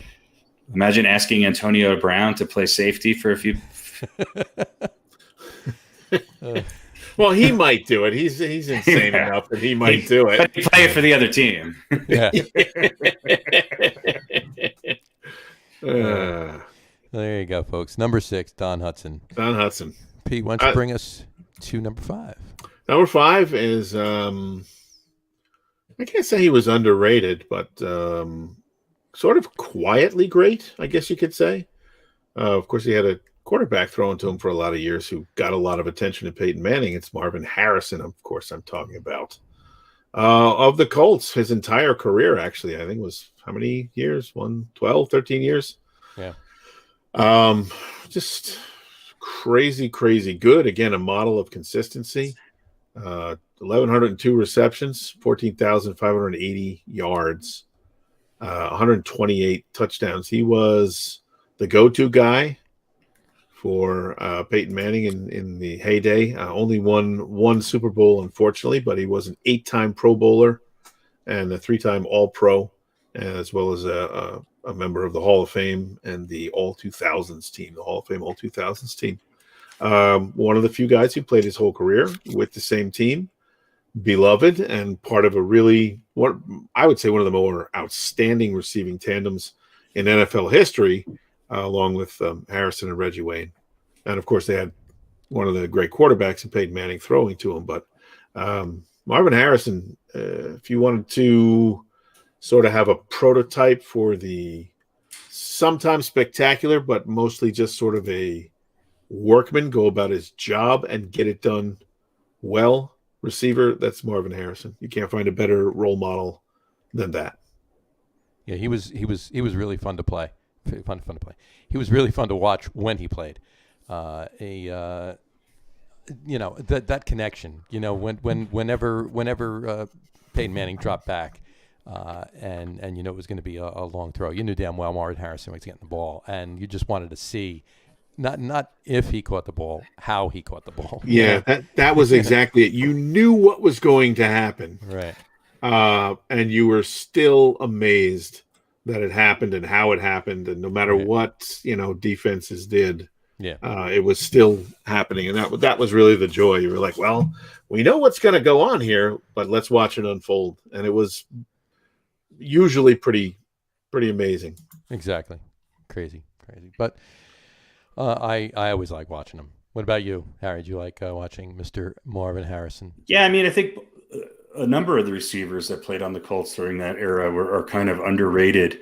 I think they fell into the shadow of Peyton Manning. But you look at what Marvin Harrison did, and he's certainly deserving of the spot on this list, and one of the best. I mean, he was also clutch. It seemed like when the game was on the line and Manning really needed to go to somebody, he was definitely his go-to guy. Oh yeah, and it was gonna be a completion. You didn't really have any doubt. No, you really didn't. And just talk about just played the game. Never heard anything out of him. Yep. I'm not sure I've ever heard him talk, but I'm sure he has. Yeah, so the first mute wide receiver on the list. There you go. But I'm glad he made our list because I think he's an easy person to overlook. Yeah, definitely. I agree. Number 5, Marvin Harrison. There you go. All right, I'm going to take number 4. And we're gonna jump into looking at Mr. Steve Largent. Steve Largent, Mr. Seattle himself, folks. Stephen Michael Largent, to be exact. He was drafted in the 4th round of the 1976 draft as the 117th pick overall. But it wasn't by the Seahawks though. It was by the Oilers. Houston drafted him. He went to Seattle. He was only on the practice squad. He got cut, and then Seattle picked him up. He was on the Seahawks from 76 through 89. And if you recall back, if anybody's watching, recalls back to Seattle back in 76, they weren't much of a team back then. But they started coming around, and Steve Largent was part and parcel of that. That rise there. He was just again another amazing wide receiver to watch play. 7-time Pro Bowler, 78, 79, 81, and then 84 through 87. His first team All-Pro in 85, 4-time second-team All-Pro. He was NFL Man of the Year in 88. He was a 2-time receiving yards leader in 79 and 85. He was part of the 100th anniversary all-time team, part of the 80s all-decade team. And he's Seattle Ring of Honor, number 80 retired. He won the Bart Starr Award in 89. Just so many different things. But afterwards, he got into politics, and he was a member of the House of Representatives from Oklahoma for 8 years. So he had another career after his great wide receiver career. But that was always fun to watch whenever in this area of the country anyway. Whenever there was a Seattle game, and it usually meant that they were playing either the Giants or the Jets, or it was a national game with the Cowboys or Steelers or something. When and back then too, Seattle was in the AFC. They weren't an NFC team when they played. So it was even less because you got a lot of NFC games in this area. But whenever you watched him play, he was fun to watch run around the field. He was a really good wide receiver, and he was right about there on my list, right where he falls, number 4. Yeah, I think like probably a lot of people on these lists over the weeks. I think when he retired, he held just about every receiving record there was. If you think about Seattle players, the famous players, right? We think about Largent, probably Zorn. Jim Zorn, yeah, definitely. Right, and not necessarily for greatness, but just the guys that we kind of knew. Sure. Largent and Zorn were a hell of a Largent and Zorn, and maybe for dubious reasons, Bosworth might be. I mean, that's the other name that kind of comes to me. Absolutely. But Largent was certainly, he was kind of the face of that franchise, and maybe the only person or the only thing that a lot of the country kind of knew about Seattle, but everybody knew how good he was. Yeah, exactly. Yeah. So that was it was a fun time in football. It's a fun time now, but back then it was a little more gritty, and guys like Steve Largent were part of making it fun back then. So yeah. And to think, these guys played for years. Yeah. At a time, like we talk about how untouchable, how much is skewed in favor of the offense now, and how the defense is handcuffed in so many ways. Sure. These guys were getting beat up. They were getting pounded with regularity, but they were out there game after game, week after week, year after year. The guys today got beaten, pounded like guys back then got beaten, pounded. You wouldn't see them their careers lasting more than 3 or 4 years. Yeah, there'd be a lot of shuffling off the practice squad. That's for sure. Exactly. Yes, Seattle had some good teams back then. I mean, they had the other Kurt Warner too. That was kind of the trio of Zorn, Largent, and Kurt Warner, the running back, who I think was like a 3 or 4 time Pro Bowler. Right. They had a pretty good offense. They were fun to watch. So and it was. If you didn't necessarily have any skin in the game as far as any particular game that they were in, if they weren't going against your team, who wouldn't root for Seattle, right? They were, sort of a hard luck franchise, and the best uniforms and good uniforms too. Yeah, yes, absolutely. All hail the Water Chickens. And just as an aside too, in 1989, Steve Largent became the first Seahawks player to win the Steve Largent Award. I think it was fixed though. Is that called patting yourself on the back then? I guess so. There was a box of ballots that disappeared. He won it. Right. I think they inaugurated that award that year and gave it to him, obviously, because he retired. But I just love how it was mentioned. Largent became the first Seahawks player to win the Steve Largent Award. That's good. And he still has the trophy, and he refuses. I couldn't think of anybody more deserving. All the following winners, they don't get to hang on to the trophy. Yeah. It's mine. It's mine. The most recent winner of it was Russell Wilson, and he won it the last 2 years in a row. Cam Chancellor has won it. Richard Sherman won it. Earl Thomas won it. But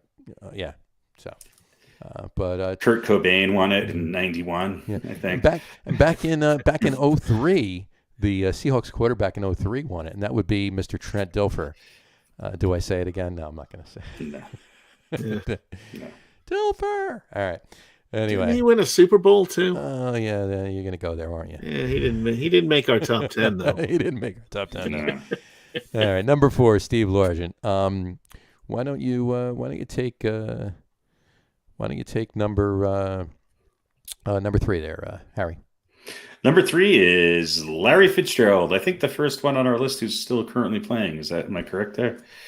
Yeah, the only one on our list. The only one on our list. I mean, I think, obviously if Larry Fitzgerald is still making an impact in this league, but he's one of these guys who I think talk about the face of a franchise. I think he's been the face of the Cardinals for a really long time here.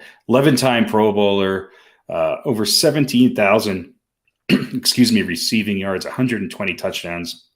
And that's before this year, so I'm sure those numbers have gone up. He just continues. 2 times NFL receptions leader, 2 times NFL receiving touchdown leader. He was part of the NFL 100th anniversary all-time team.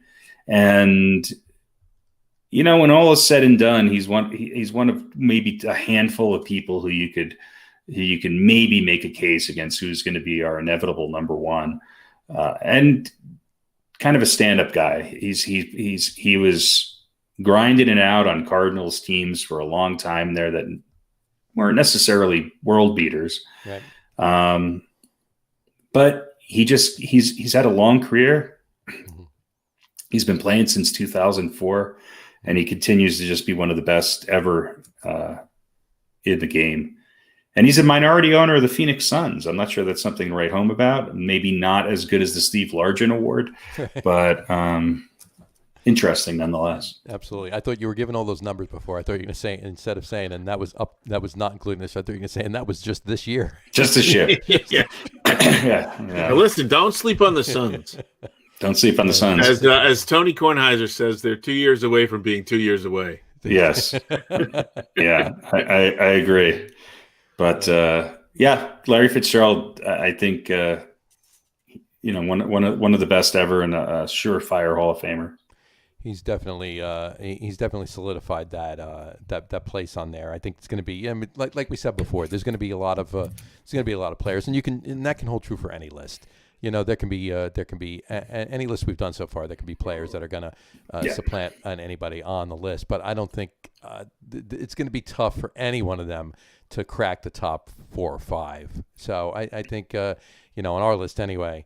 I think Larry Fitzgerald's pretty well settled in at the number 3 spot for a long time coming. So, I mean, the one thing that we're seeing on this list is that these guys, everybody on this list have had pretty extensive careers, and there's some receivers right now, whether it's the Tyreek Hills of the world or whoever, that are having great seasons, and obviously the passing numbers and the receiving numbers, yardage wise, touchdown wise, continue to go up. Right. But let's see if they do it for 12 years. Let's see if in their year 10 they're able to transition to the number 2 receiver and contribute. Right. Let's see what they're really able to do long term. I think but the potential for there to be 4 or 5 people on this list based on the receivers that are currently in the league, I don't doubt that.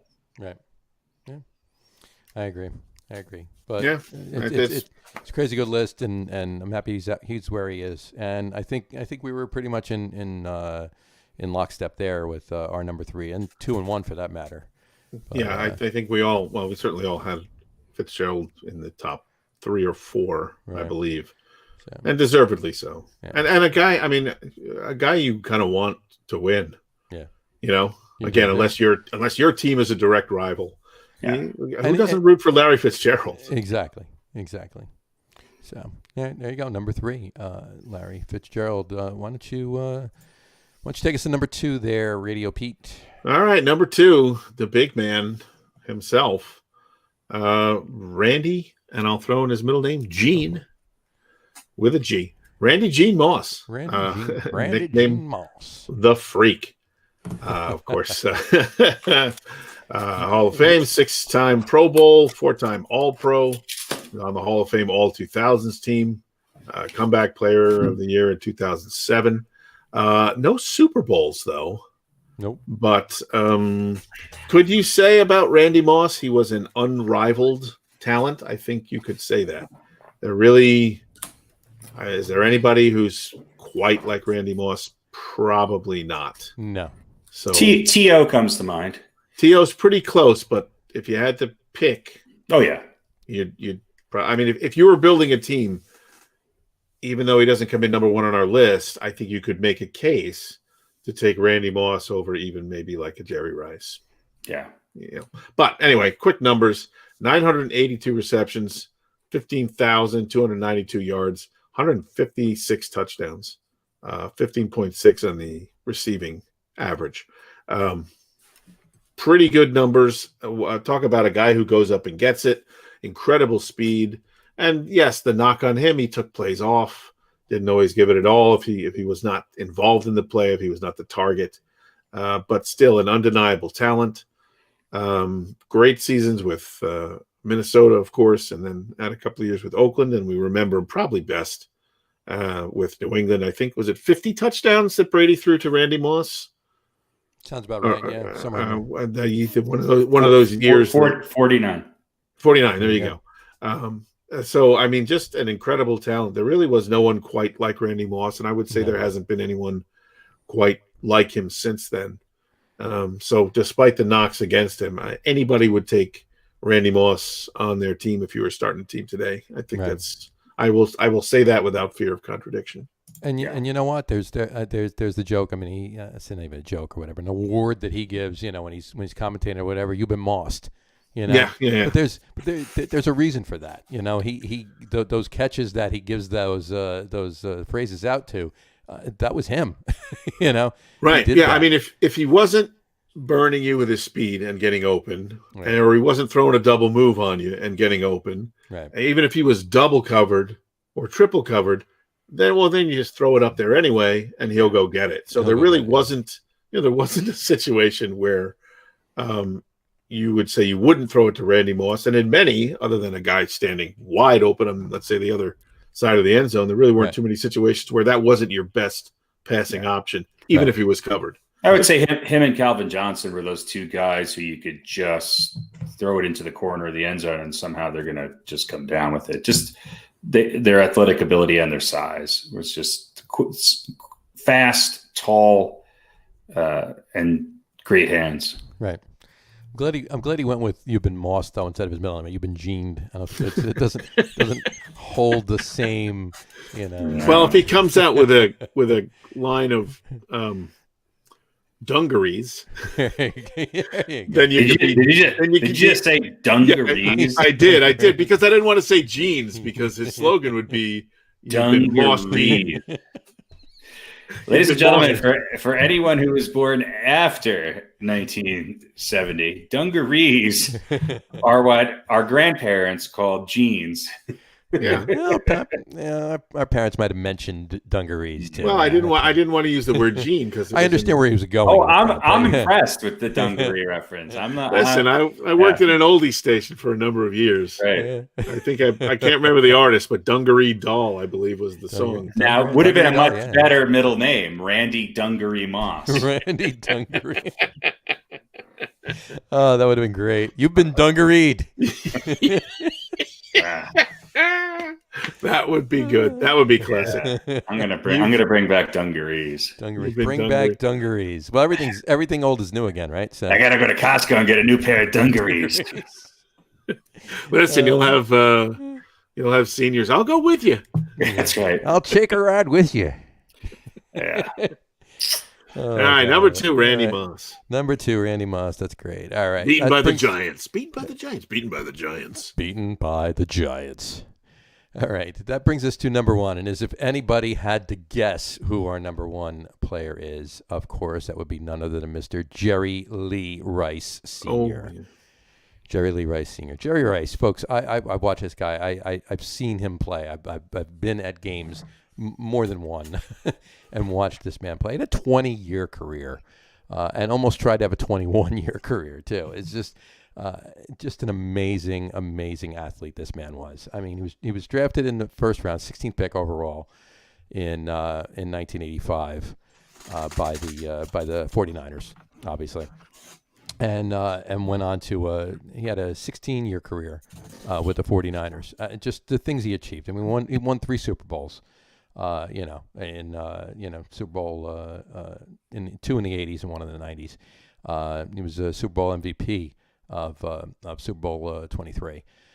He's 2-time NFL Offensive Player of the Year in 87 and in 93. He was 10-time first-team All-Pro. 10-time first-team All-Pro. 86 through 90 and 92 through 96. He was second-team All-Pro in the years he wasn't, basically. 13-time Pro Bowler, folks. Pretty much, the majority of his career with the 49ers, he was going to the Pro Bowl. Just insane, and it goes on, too. I mean, NFL reception leader twice. 6-time NFL receiving touchdowns leader, part of the 75th anniversary all-time team. Of course, he was part of the 100th anniversary all-time team. He's first team NFL 80s all-decade team, first team NFL 90s all-decade team. He was Offensive Rookie of the Year in his rookie season in 85. But Sports Illustrated Player of the Year in 86. This guy was just he burst onto the scene and didn't quit. And he kept playing. He had a 16-year career with the 49ers. And then he went to the Raiders and played 4 good years with the Raiders too.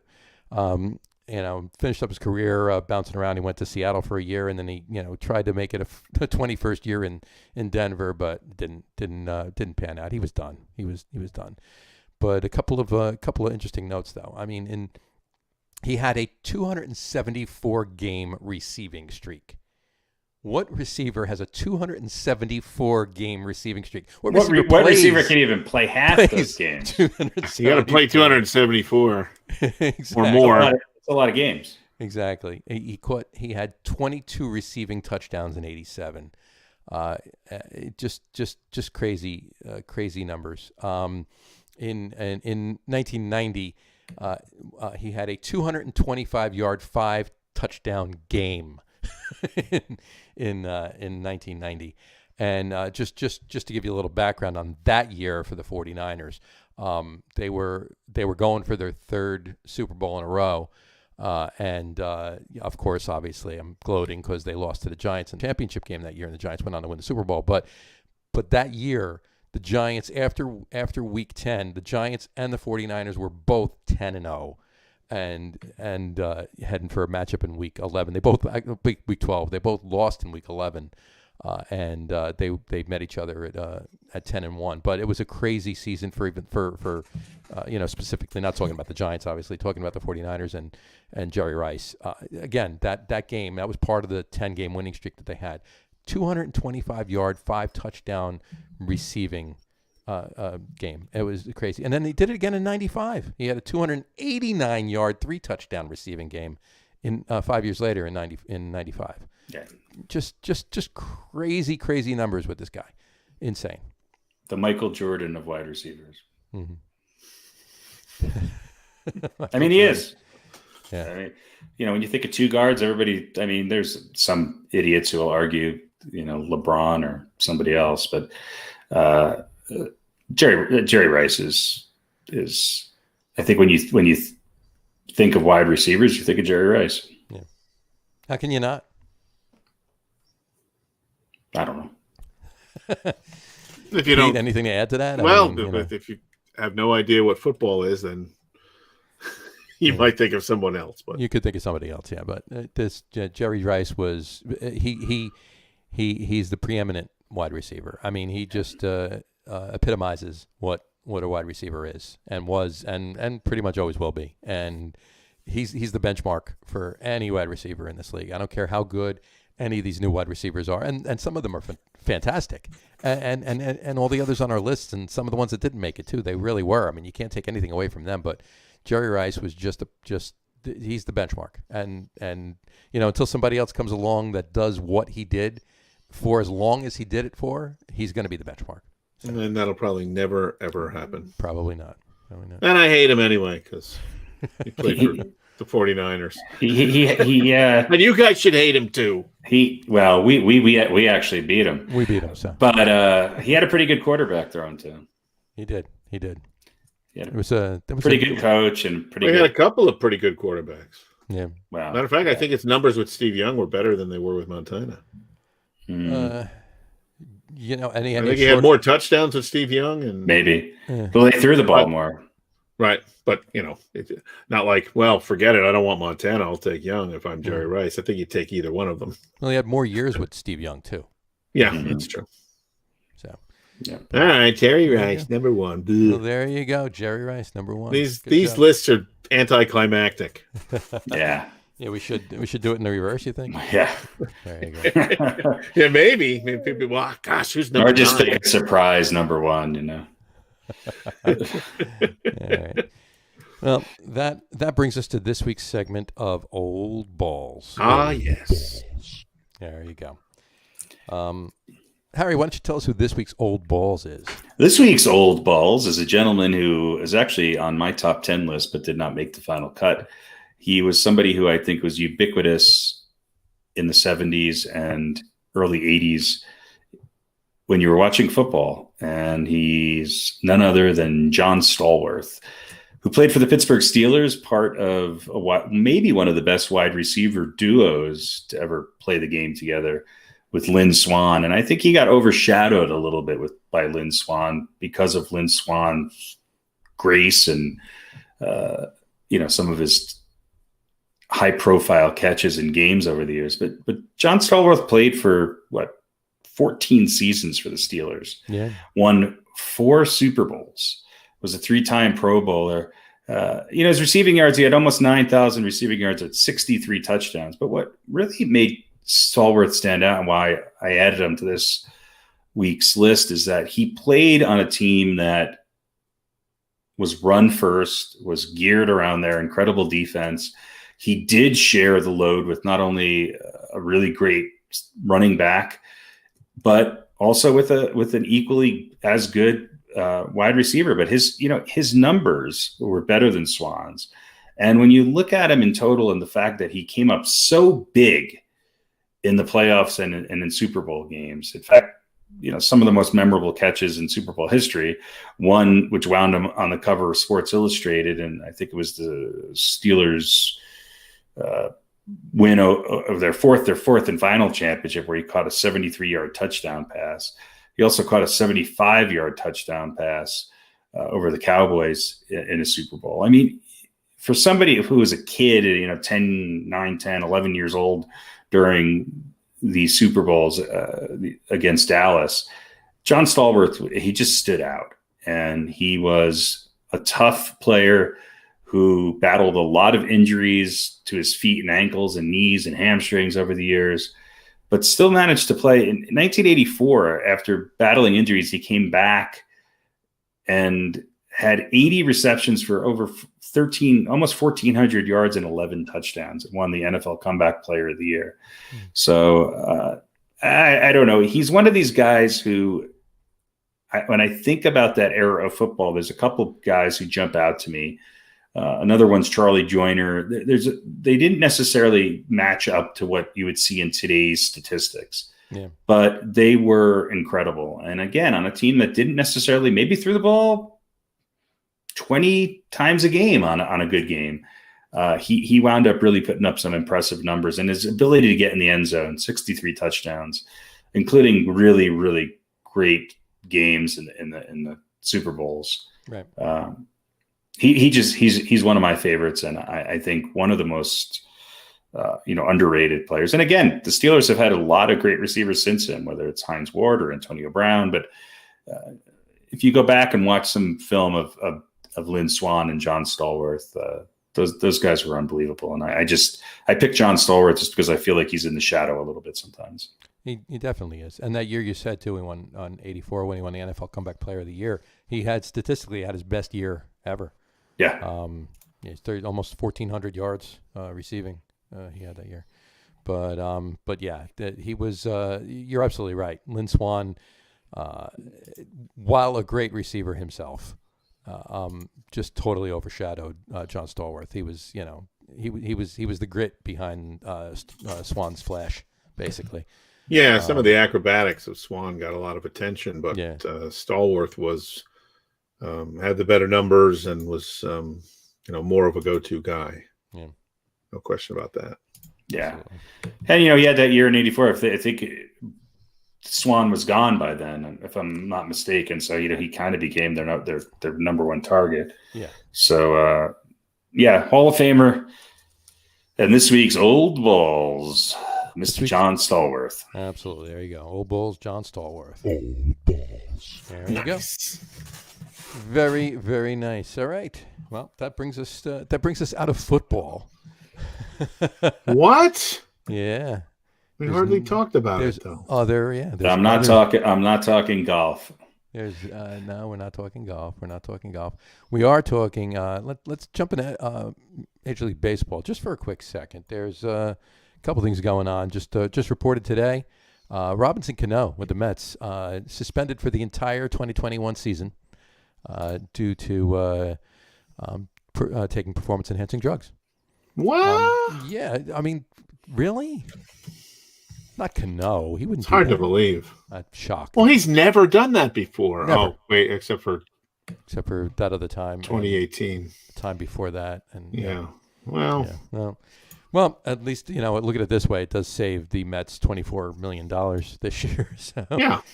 Well, and listen, he's proving that steroids work. Yeah. I think that argument can be put to rest. Well, yeah, because he sucked the year before, and then all of a sudden he was really good this past year, right? So, I wonder. That was a bad deal. Sorry, that was a bad deal, and fine if he's not on the field. They got a few other guys that can be the DH. Yeah, exactly. And they don't need him. Honestly, though, it opens it up because we've all been saying though, McNeil needs to play second base, and there you go. Now McNeil can play second base, so and we'll go from there. And but unfortunately, he still has 2 years on his contract afterwards, right? Or no, 1 year after next year because it was been 2 this year. Yeah, so. But there you go. Robinson Cano's out, and there's a lot of a buzz on the Theo Epstein wire to stepping down from the president of baseball operations with the Cubs, and now everybody's calling for him to jump into the Mets role. But I read a couple of things saying that Epstein's looking to move up, if you will, like take on a president of team president. Sandy Alderson's role right now. He's looking for that, or even part of an ownership group or something like that. But I say, you know what? If he can come over and he brought Boston a World Series. He brought the Cubs after over 100 years. He brought them a World Series. And come do it for the Mets. And Alderson has already said he's going to be there for a few years, and then that's it. So Epstein can move up to his role after that and go from there. There's your in on there. That's just my take. What do you think? Well, Epstein says he wants to take a year off. Well, that's what and he's then saying. That's what he said, and we'll take him at his word for now. But he's also said that he is going to have a third chapter in baseball. So, right. I think that I certainly have nothing against Sandy Alderson, and I guess if Epstein, let's say he takes a year off, fine. But then he comes back, and if he wants Sandy Alderson's job, you give him Sandy Alderson's job, and you say, right. And maybe Alderson does something else, and you say thanks, but we're going to take the guy who did what you just said, took Boston and the Cubs and won World Series with them. Right. And I think Alderson would understand that. Sure. So if he's not going to wait a year, and then I don't know, maybe you say, well, how about you just kind of be GM for a year, and then you can have the job after that.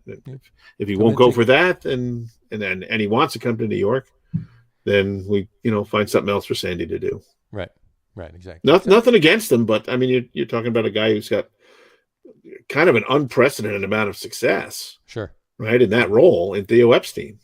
Mm-hmm. So, and boy, wouldn't it be great to have him across town, so to speak, nice. from the Bronx Bombers. I mean, that would just be poetry coming back, with the evil empire and all that stuff. Exactly. And he made good.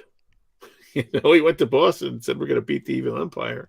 And he made good. So it'd be great. It'd be great to have him in Queens. If he wants to come, whether it's this year or next year, whatever, you bring him in. Yeah. He's gotten them closer. 27-3 now. 27-3. There you go. Where you said, well, maybe maybe he winds up with the Yankees. Maybe Cashman wants to pack it in soon. Cashman's not packing it in, unfortunately. I mean, I like. Well, that's Cashman, does anybody have? Why would you leave that job? Right. And why would Epstein take that job? I mean, they're a quote unquote perennial winner. So, what did Epstein do at that point to win the Yankees another World Series? Yeah, I don't think that's kind of the gig that he wants. Let me go to the most successful franchise and do what somebody's done 27 other times. Right. He's good at winning championships for teams that haven't won it in 50 plus years. So. Right. Yeah. Now, and listen, if he really doesn't like the Yankees, what is the better way to stick it to the Yankees than go to the Mets? Sure. Right. Right, that's better than going to Boston or anyone else in the division. Right. Go to the crosstown redheaded stepchildren and help them win and help them take back the city. Exactly. Well, not that we ever really had the city, but right. that if that's part of his agenda or part of his motivation, right. There's no better place than Queens. Yes, for sure. It'd be a great fit, and it'd be a great story. It'd be great drama. We might have to spend 5 or 6 minutes less on football and talk about baseball if that happens. Exactly. Even in the off season. Exactly. Well, that pretty much sums up our hot stove for this week. There's not a whole hell of a lot going on. Things will heat up as they get further, but let's bring this to something that's a little bit more pressing at this particular moment in time, and that would be a little NBA talk. I want to start it off by announcing that the NBA draft actually started a little while ago, and the Knicks have picked. The Knicks selected Obi Toppin. Not Johan Porzingis, the younger brother of Kristaps? Nope. Yeah. I thought they were going to go that way. Who's Obi Toppin? Is that... This isn't a bad pick. I think he played for the University of Dayton. He's power forward, 6'8". I mean, I don't know. Are 6'8", 220-pound power forwards really fit into the NBA these days? That's what the Knicks need, right? They don't need a point guard or anything like that. Yeah. Or, they need a power forward, right? Yeah. Just what number pick was that? 6, 8. Eighth. Yeah. Eighth. Okay. All right. Well, they're the Knicks. Let's see what the draft has brought here. We got oh geez. How many of these names will I know? I could probably go over 3. 3. You think? All right. I'll be honest too. Yeah. There we go. First pick in the draft, the Timberwolves. Anthony Edwards. And not the actor. Not the actor. Holy cow. Yeah. I didn't know he's got game apparently. He's got game old, apparently, too. right? And the Warriors had the number 2 pick. They pick James Weissman from what you call it? What do you play? Memphis. Where's Edwards from? Edwards is from Georgia. Yeah, and that was as expected, I think. Right. Yeah. That's what I expected. LaMelo Ball went 3rd. He went to Charlotte. Okay, him I've heard of. Yeah. I wonder why. His father didn't have anything to do with it. No, not because of his basketball playing. Because of his entry into the most obnoxious father contest. There you go. The 4th pick was by the Bulls, Patrick Williams. He was in Florida State. Okay. The 5th pick was Isaac Okoro. That would be the Cavs. He came from Auburn. Okay. You would bear with me on the 6th pick here. Onyeka Okongwu. Him, I have not heard of. Southern California, USC, Atlanta Hawks. Okay. Tim, we'll do the top 10. The 7th pick in the draft was Killian Hayes, and he comes out of France. Played in France. For the first time this year in several years, I have not been following French basketball. Yes, point guard though, and I like this pick for the Pistons. Yeah. He's no Frederick Weiss. Well, he could be.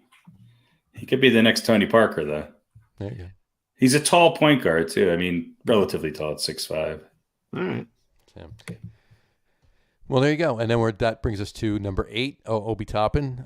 It's from Dayton. This is the first. Most of these draft grades so far have been A's, A minuses, B pluses, B's. This is the first. This is the lowest draft grade so far in the top 10. It was B minus. And that who's doing the grading? That would be. Let's see who wrote this article. Is it like the ESPN experts or? Yeah, it's the Yahoo Sports experts. Oh, okay. That's where I got this coming up on. But so a bunch of Yahoos grades as a C. Exactly. But at least it wasn't a C or a D. I mean, they got a B minus. But his pre-draft rank was 4, so he fell to 8.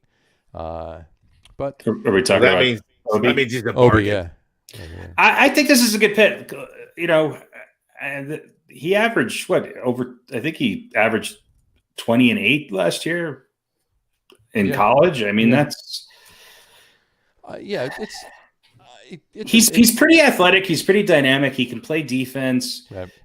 He's got a wingspan that's makes him a little taller than, a little longer than what his height is. This again, it just adds to a roster of young Knicks players who are really looking for somebody to build around. Who's gonna step up and be that star player on the Knicks? I don't know, but well, they would hope it would be Barrett, but yeah, I don't know if he's capable of that. We've been saying this for years, yeah. And not about Barrett, but about a lot of the Knicks top picks. Sure. It just doesn't. They seem to draft like, where does this guy play next to Barrett? Does Barrett move? I don't know. The Knicks are a conundrum. I don't want to go there because it's just. It's too depressing. It's a little As depressing as the Giants are, the Knicks are way worse. Yeah, I was gonna say, the Giants want to do a jig for. Yeah. Now I feel better about Daniel Jones when I think about Exactly. who owns the Knicks and what, we need a new coach. So let's get somebody that was really mediocre in the 90s when defensive basketball was at its peak. Because if there's one thing all these young players want to do is play defense. Right. Yeah, we're gonna return to that style of play here at the Garden. We're gonna hold the Golden State to 92 points, and that's gonna bring those veterans running to play at the Garden in the storied franchise and the storied building in the biggest city in the world. Yeah, okay, exactly.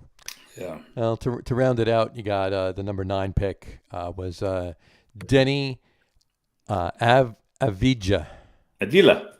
Avija, there you go. Avija, yeah. Denny Avija. He's out of Israel. Wasn't he in a Star Trek movie? He was. He might V'ger. V'ger. Yeah. V'ger. Yeah. That was the first one. He's actually the Voyager 1 space probe. Voyager 1 space. He's actually, I believe it was Voyager 6 was V'ger. Okay. Well, you're a bigger nerd than I am. Then. Apparently, we're both. Yeah.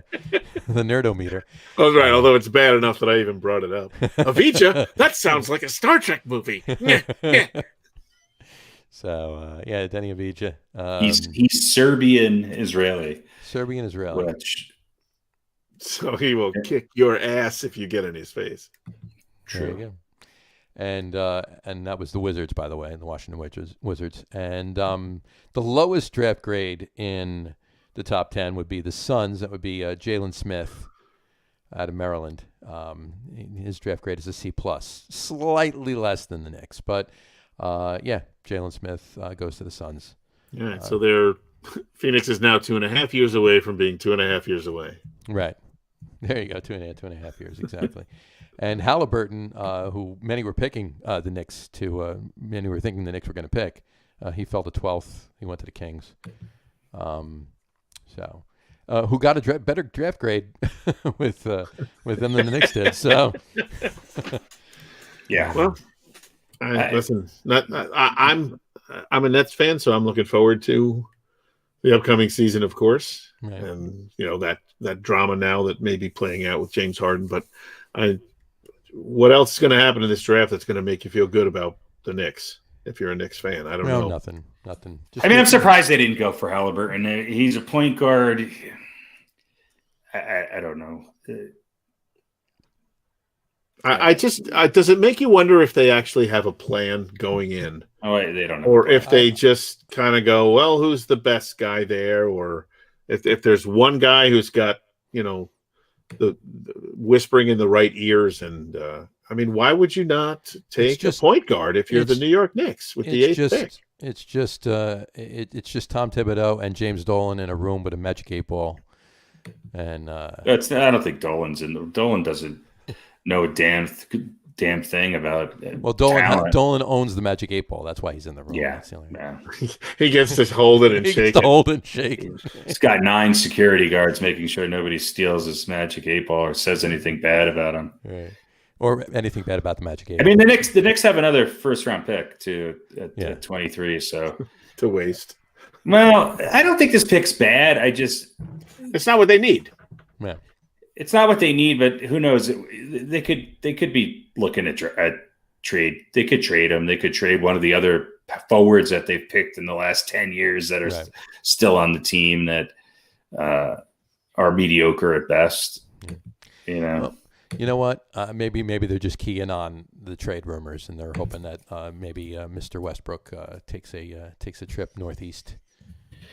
Yeah, let's talk about that for a second.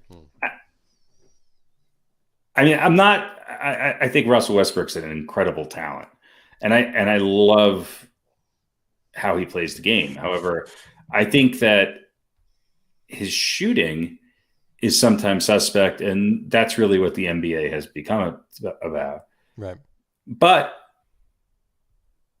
it would be way more interesting than watching the current lineup of what the Knicks have. You got RJ Barrett, okay, Kevin Knox, who wasn't he the pick either right before or right after Barrett, Wasn't he a first round pick, Kevin? Yeah. Yeah. Sure. Julius Randle, who I think they got from the Lakers, who's their starting power pick, necessarily starting over him. Mitchell Robinson, who actually looked pretty good last year at times for the Knicks. Mm-hmm. Dennis Smith Jr., again, wasn't he also a top first round pick? Mm-hmm. They have this ability to make these first round picks, and they never really blossom. They're okay. Yeah. So they got a whole team of okay. Then we'll throw in Taj Gibson and maybe in some other veteran that nobody even knows is still playing in the league anymore. Right. And we'll get a vintage '90s coach and hope for the best. I don't know. I don't see where this roster gets them anywhere. And the reason why I would say if Russell Westbrook is interested, then you do whatever you have to do to get him there. Because if anything that would do, is that it would reestablish New York, meaning the Knicks, meaning Manhattan and not Brooklyn, as a destination for free agents. And I think that's what the Knicks need to do again. Well, I mean, that's probably part and parcel, or not part and parcel, but a little bit of the reason why they've been so lackluster in anything, because they're not attracting anybody to come. I mean, Melo was the last, big name that they got to come to the Garden. Well, it has everything to do with the owner. Yeah. But Melo didn't come because it's New York. No. I mean, I think in part he did, but I think he did actually. I mean, but he could have gone. He could have gone somewhere else. He came to New York because he's a New Yorker. Right. He's a New Yorker, so he kind of wanted to come home. And they offered to pay him a lot of money. He came to New York because it's New York, not because it was the Knicks. That's what you were saying. No, I think back then when Melo came, the Knicks still were a destination. I mean, they had just come up with. They got Stoudemire 2 years before that. Then I mean, the Knicks had pretty good teams. I mean, people like to poo-poo Melo, but those are pretty good Knicks teams. It's really the end of the Melo era. I don't know if Westbrook makes other free agents want to come. I mean, who wants to play with him? I think a lot of people want to play with him. Superstars? I don't know. Superstars though. Go ahead. Sorry, go ahead. No, I don't think Harden wants out of Houston because of Russell Westbrook. I think Harden wants out of Houston because they took his coach away, who was perfect for James Harden. No defense, do whatever the fuck you want. Here's the ball, chuck it up, and I mean that's I think part of it. But I think he was happy to have Westbrook there. I don't think Westbrook's really a problem like maybe he was. No, he's definitely mellowed early on. He's definitely mellowed, and I think I think why Russell Westbrook rubs some people the wrong way, much like Jimmy Butler, is that he's got a pretty high level of devotion and expectations. He demands a lot, and that's why he'd be perfect for the Knicks. Yeah, I think he'd be good for this young group of guys. He would bring that toughness. He would bring that spirit, that kind of that New York attitude. And you wouldn't have to settle for shooting outside because he is one of the few guys who can always get to the hoop. But that's also the problem with him is that he's not a great outside shooter. But I'm saying he doesn't have to be. No. And look, players, the really great ones, they change over time. And I think you're right. He has kind of mellowed as far as the attitude that always rubbed everybody, it seemed, the wrong way, or he could never stay in one place with other great players. So maybe he's ready to kind of come be a leader, but maybe a little bit more of a quiet leader. But you never know. That's kind of the thing. He can sort of erupt at any time. But I think he would be great for the Knicks. I think he'd be good. I think he would like the playing in New York, and I think he'd probably like to be across the river from maybe two of his ex-teammates. Yeah. And trying to build something in New York, but and I think you'd get free agents who would want to come, just maybe not anyone else who wants to be the number one. Yeah, right. Because Westbrook will be, although he found a way to kind of coexist with Harden, They, certainly last year they were just too small. The small ball experiment was not a success, but he did find a way to coexist with one of the biggest egos in the game in James Harden. I mean, I think RJ Barrett was New York's leading scorer, and he averaged under 15 points a game, 14.3 points per game as a shooting guard. I mean, I think there's some talent there on the Knicks. I think if they get Westbrook, they're another player away or two from really doing anything. And I'm not poo-pooing Thibodeau. I think he can do okay, but this isn't a team made up of defensive first team all NBA defensive players who are gonna. But that is one thing Westbrook will give you. I mean, he's a two-way player. He's a good defensive player, and for a regular season team, he'll get you some wins by himself. Yeah. So I would love to see it. I'd like to see any big name player come to the Knicks because it's when Durant decided to go to Brooklyn, I think that was another big. It was the writing on the wall. It was obviously Dolan that he didn't want to deal with. Yeah, exactly. Yeah, and again, I don't think certainly for these younger players, the lure of New York, the Mecca and all that, it just really doesn't exist because they haven't been that destination for longer than these guys have been alive. The top destination's LA, and after that, it's who are my friends? Who do I want to go? Who do I want to play with? Team up with. Right. Yeah, I mean that allure and the mystique of New York, it just doesn't exist anymore for these younger players. They don't. They don't have that mindset or those memories the way us old folks do. Here's a backcourt. I mean, Fred VanVleet is a free agent with Toronto. So VanVleet and Westbrook, that's a hell of a backcourt. Yep. Yeah. Montrezl Harrell is going to be a free agent with the Clippers. Gordon Hayward, who knows how healthy he is, but the Knicks could, if they wanted to, kind of put together a team here if they could because they got a lot of small forwards and power forwards that are still in their rookie contracts that they can maybe, package up and get rid of. And they have a bunch of veterans who are kind of role players who are not necessarily the personality of this team. Right. So, they might be able to do something. That'd be nice. I could see Thibodeau coaching a veteran team who buys into defense a little bit more than you're going to give kids that have never played it. Yeah, you're going to give them 3 years to put together a team with all forwards and RJ Barrett. Yeah. Well, right, and that's the other question is how much time is he actually going to get? Right. And he's not if he's Stolen not putting an with that, itchy trigger finger. Exactly, so it's done.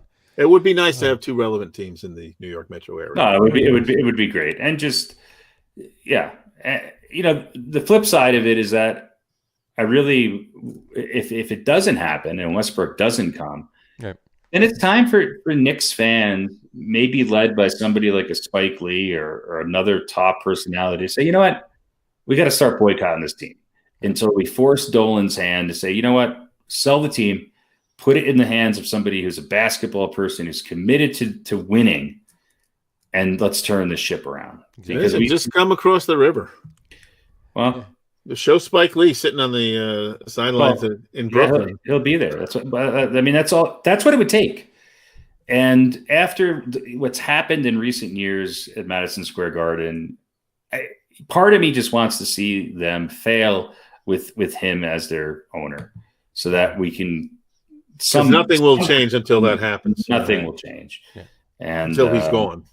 Yeah. I mean, they've already failed with him as the owner multiple times, but until he's gone, nothing's really going to change. And I'm one of the biggest Knicks fans there is, and lived through all of the woulda, coulda, shoulda, maybes of past years. But in recent years, it's just I just have no passion for this team, and actually I've never had an ill will towards an owner of a team more so than Dolan. And especially with how he treated Charles Oakley. Yeah. It's just... That was horrendous. It's been a long time since the Knicks were relevant.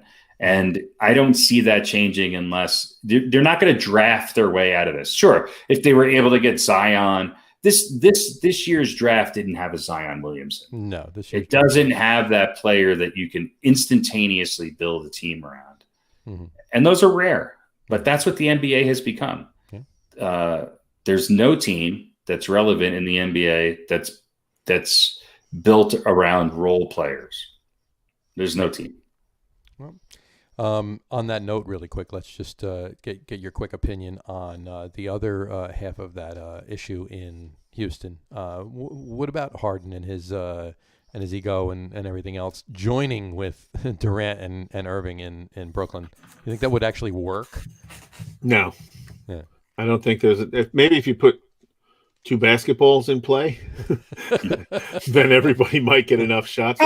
Look, Harden turned down. What are they going to? I mean, they score 55 points each a game. He turned down 170 something. Turned down $100 million to stay in Houston, so he doesn't want to be there. Right. If Houston is going to, and they've got, I think, him for 2 more years. He's on a contract for 2 more years. 2 years, yeah, 2-year contract. So if they make a trade with the Nets and don't get, and obviously Kyrie Irving.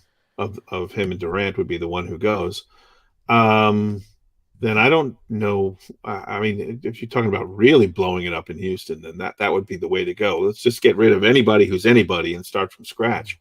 But you would think that would have to be part of their demands, wouldn't you? They're not going to get KD. No, they're not. And certainly the Nets are not going to part with KD, but they might be willing to part with Kyrie Irving. And I think why not? Yeah. Harden and KD would probably work a lot better than Harden and Kyrie. Yeah, but is it really what the Nets want, or is it what KD wants? Because maybe KD would work better with James Harden, but does KD want to play with James Harden or with Kyrie? The way things are, well, you would think he would want to play with his friend Kyrie. I think he wants to play with both, but you have to remember, look, there's one thing I will give Kevin Durant credit for, is that he's got an ego, and I think he's got a will to win. Right. But he's able to play with other stars. He's very efficient. He's way more of an efficient scorer than Westbrook or Harden or any of these guys who rely on multiple shots per game to get it there.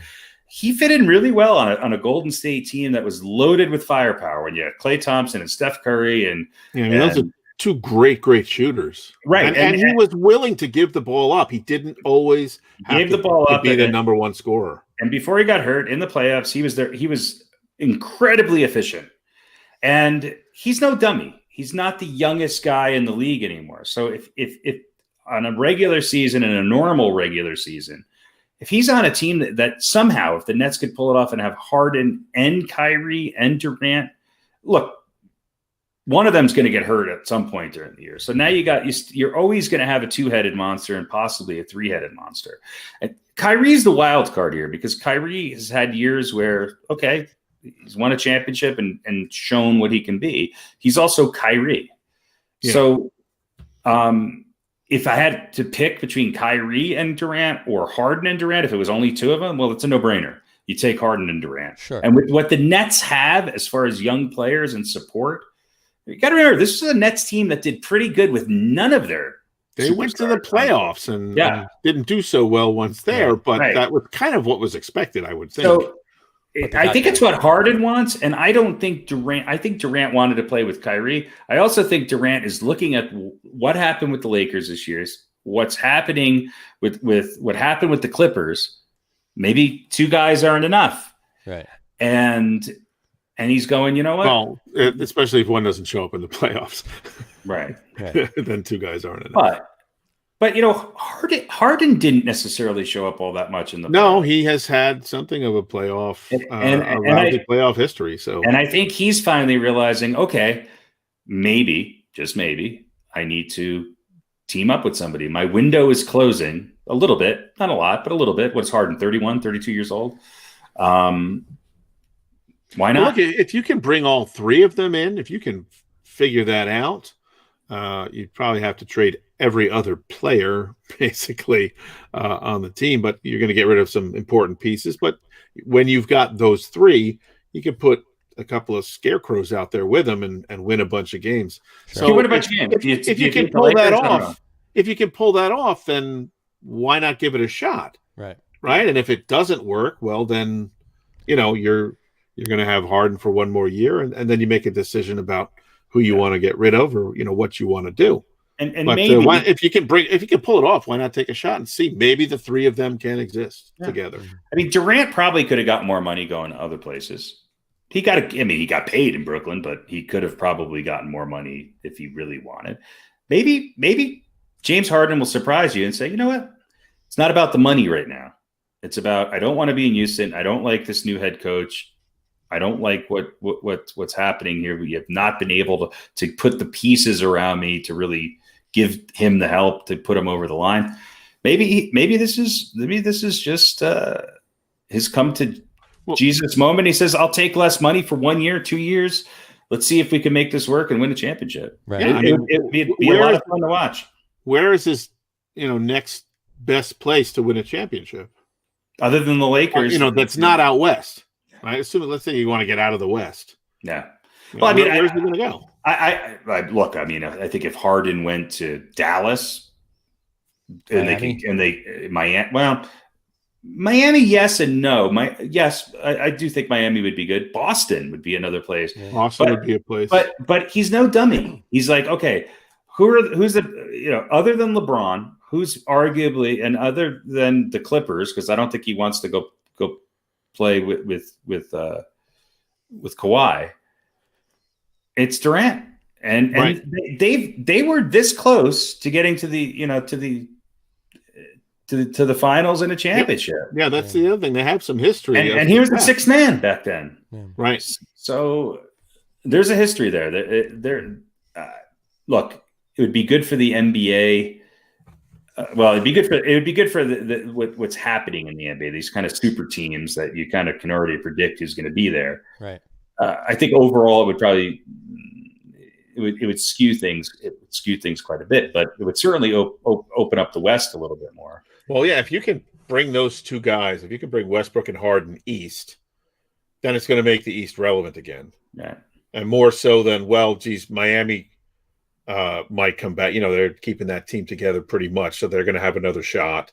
Is Toronto going to get another player or take the next step? It's going to bring some legitimacy to potentially a couple of teams out of the East, which would certainly make things a lot more exciting. Well, Toronto's an interesting team to watch because I think there's a part of Fred VanVleet that wants to stay in Toronto, but I think he wants them to commit to signing in somebody else. And if there's any team that can do it, it's Toronto. But watch Fred VanVleet. That could be the another key for a lot of these teams to add another player that could help put them over the top. But yeah, I mean, only because I want somebody to beat the Lakers. I'll root for Harden and Durant. Because I think if the Nets can keep a modicum, and I think they can because they have a lot of guys who are in their rookie contracts. Right. I think if the Nets can keep some of that depth that they had going on this year, I think they could certainly make a run. It certainly makes them I think it automatically puts them as favorites in the East, don't you? I would say so. I would say so, yeah. So look at that, some NBA talk. Some good NBA talk. I'm excited. I'm excited too. I just hope we don't. I hope we have a season, even if they have to play in a bubble again. I just hope we have a consistent season, even if it's condensed. I just hope it doesn't get broken into two again. Right. A couple other picks that have popped up. The 14th pick went to the Celtics. Aaron Nesmith. Oh, love that guy. Mike Nesmith's son. Mike Nesmith's son. Yes. Came out of Vanderbilt. He's a believer. He wouldn't leave her, even if he tried. All right, Orlando Magic with the 15th pick. Cole Anthony, Greg Anthony's son. Is it? He's literally Greg Anthony's son. Nice. Yeah. Where did he play? North Carolina. Okay. So I do know. Who he is. hate him. Greg Anthony, one of the most underrated. Hate old Tar Heels. They're there. Forget it. There you go. The 16th pick went to the Trailblazers. Isaiah Stewart. So he came out of Washington. Timberwolves got their second pick at 17. They took Alexei Pokasevsky. The figure skater. He's from Serbia. Of the Serbian Pokasevsky. Tell you what, The Serbian the Serbs are Serbian hell Pokasevskis. basketball players. Yeah, Not they the are. Croatian Pokasevskis. The Not Serbian the Croatian Pokasevskis, the Serbian Pokasevskis, yes. From Secaucus. From the Serbian section of Secaucus.